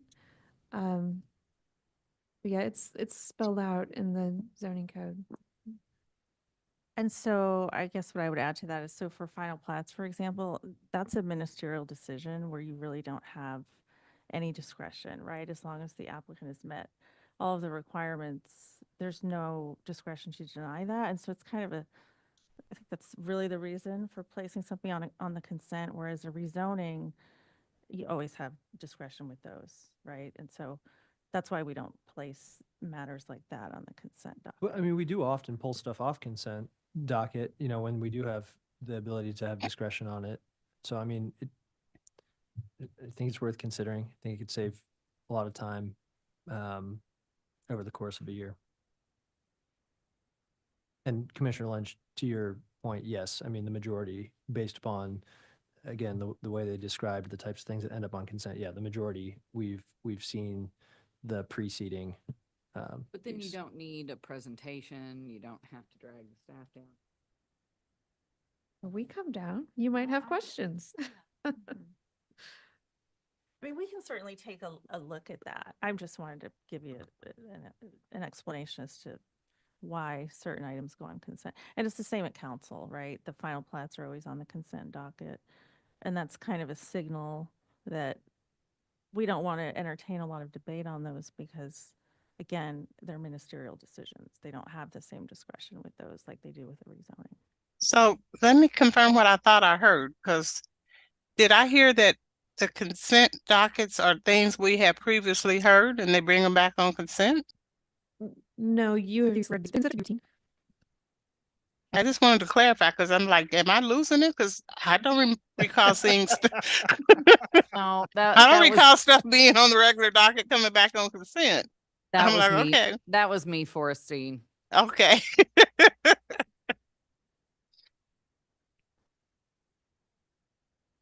So It's I weird. heard staff is gonna come back with some comments on what they think can happen. Is that what I heard? Well, for example, I think that, let's say that we piloted this for the period of, 3 months, and along with the chair, you two decided to put a couple items. You could flag them and say, hey, just so you know, when you send out the docket, these are items that typically would have ended up on the regular agenda. We moved them to the consent docket one line because this is relatively straightforward. There's no public opposition to this. And we could then have just a second set of eyes. We could just spend our time, which I will do already. I already do, making sure that it feels like it is something that lives on the consent docket. But I do think, in the interest of us trying to serve a whole lot of different stakeholders, it would be a way in which we could better serve people by moving a few things to the consent docket. We'll look into that. Yeah, we can look at it. So can I ask I'll the be honest, question on a previous case when y'all finish? Go ahead and finish what you're saying. I just want to get my plug in for y'all said bye. I just think because particularly with rezonings, which are legislative decisions where you have to, you're required to analyze those under the criteria. That's a state requirement as well as a city code requirement. So I'm going to probably have a very difficult time coming back and recommending that you place those on a consent docket, but I am I'll take another look at that. Cool. And yeah, this week it was a unique example, but sometimes it's a right away decision, or, a vacation.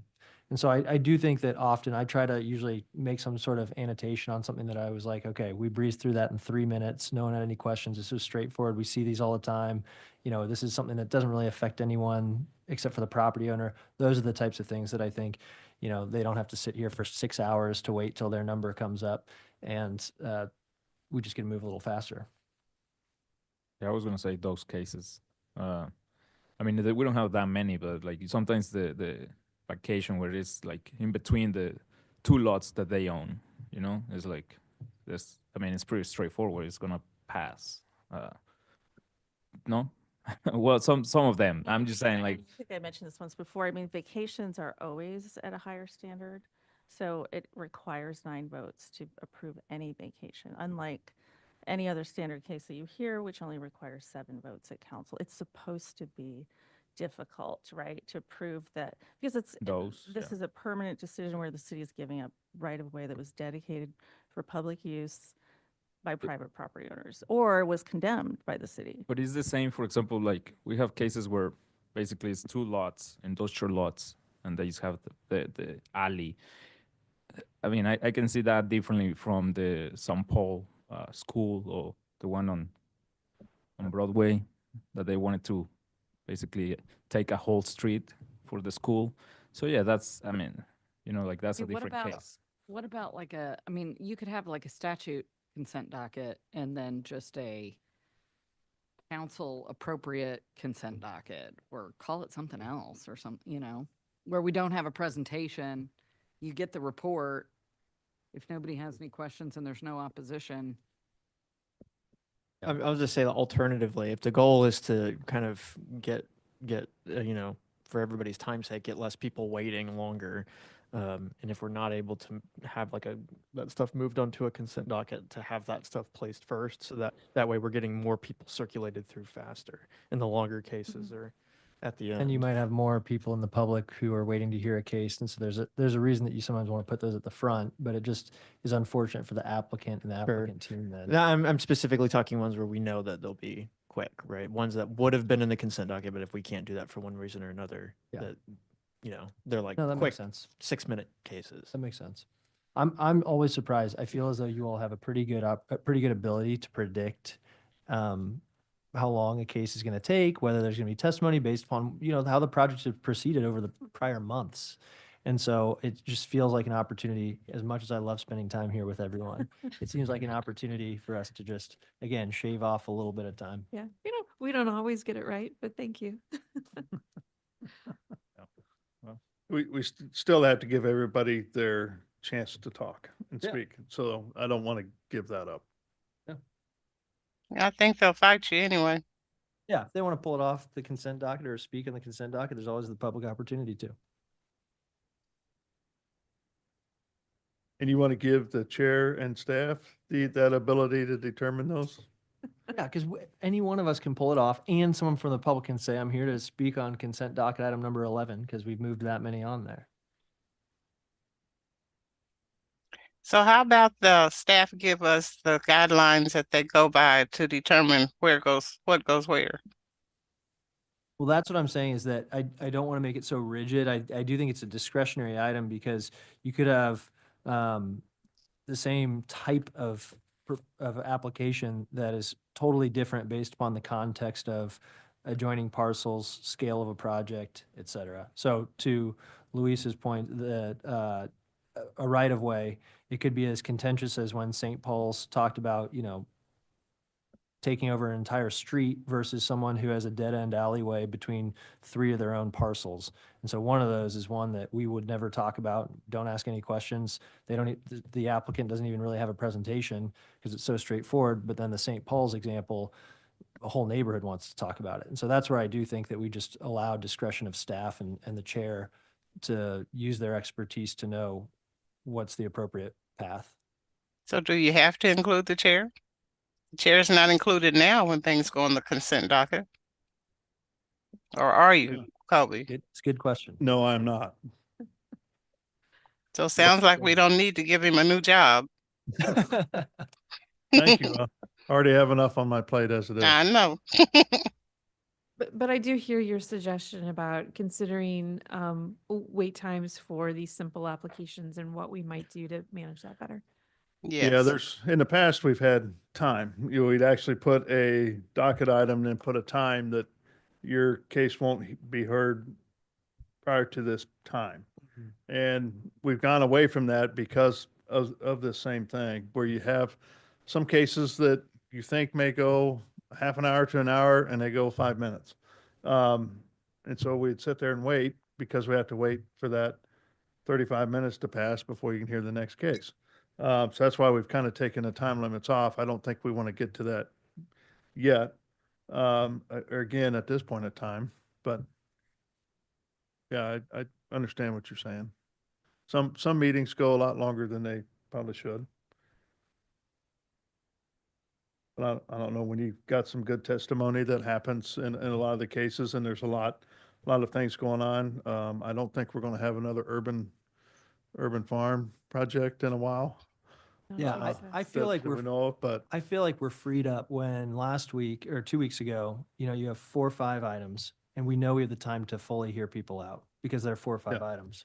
And so it is nice when there are fewer items, but we can discuss them more fully. And then for the applicant, they're not paying for their lawyer to sit here for 4 hours to speak for 5 minutes, and sometimes not even speak, because it just adds up in terms of the cost of doing business in Kansas City. It's one way in which we all could make it just a little bit easier and a little bit cheaper.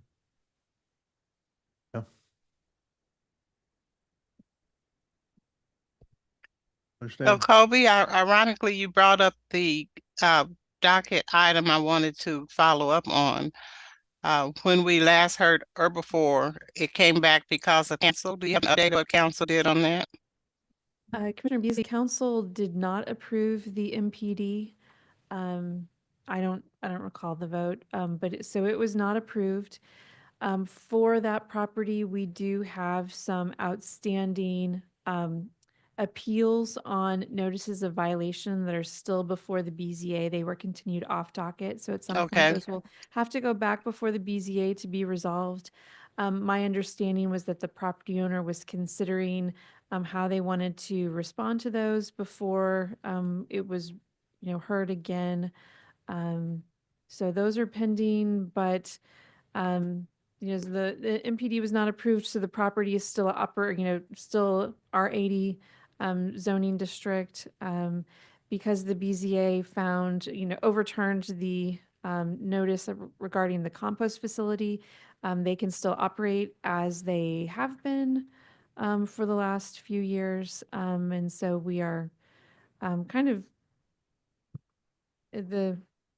kind of where we were a year ago without any pending applications. What about the other than vacation the of, appeals. the roadway, Fremont?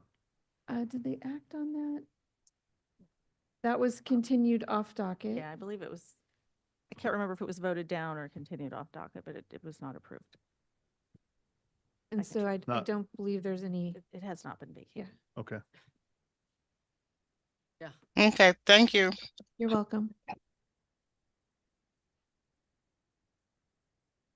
Well, they denied it. I mean, they voted on it and it did not pass. I think it was 3 who voted in favor.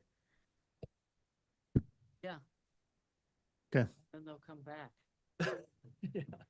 Okay, anything else? No, Motion- but they have to start over, right? You don't have to do anything. Well, if they're gonna still try to get a plan in place, they have to start over. Potentially, yes. Okay, thank you. All right, thanks, everybody. So motion to adjourn, and we'll see you in 2 weeks. So moved. Everybody gonna be here if there's spring break coming up? I'm gonna be gone. Okay, Sorry. I think Arkin will be here. At the- Borstein, are you gonna be present at the next meeting? I'll be present. Okay,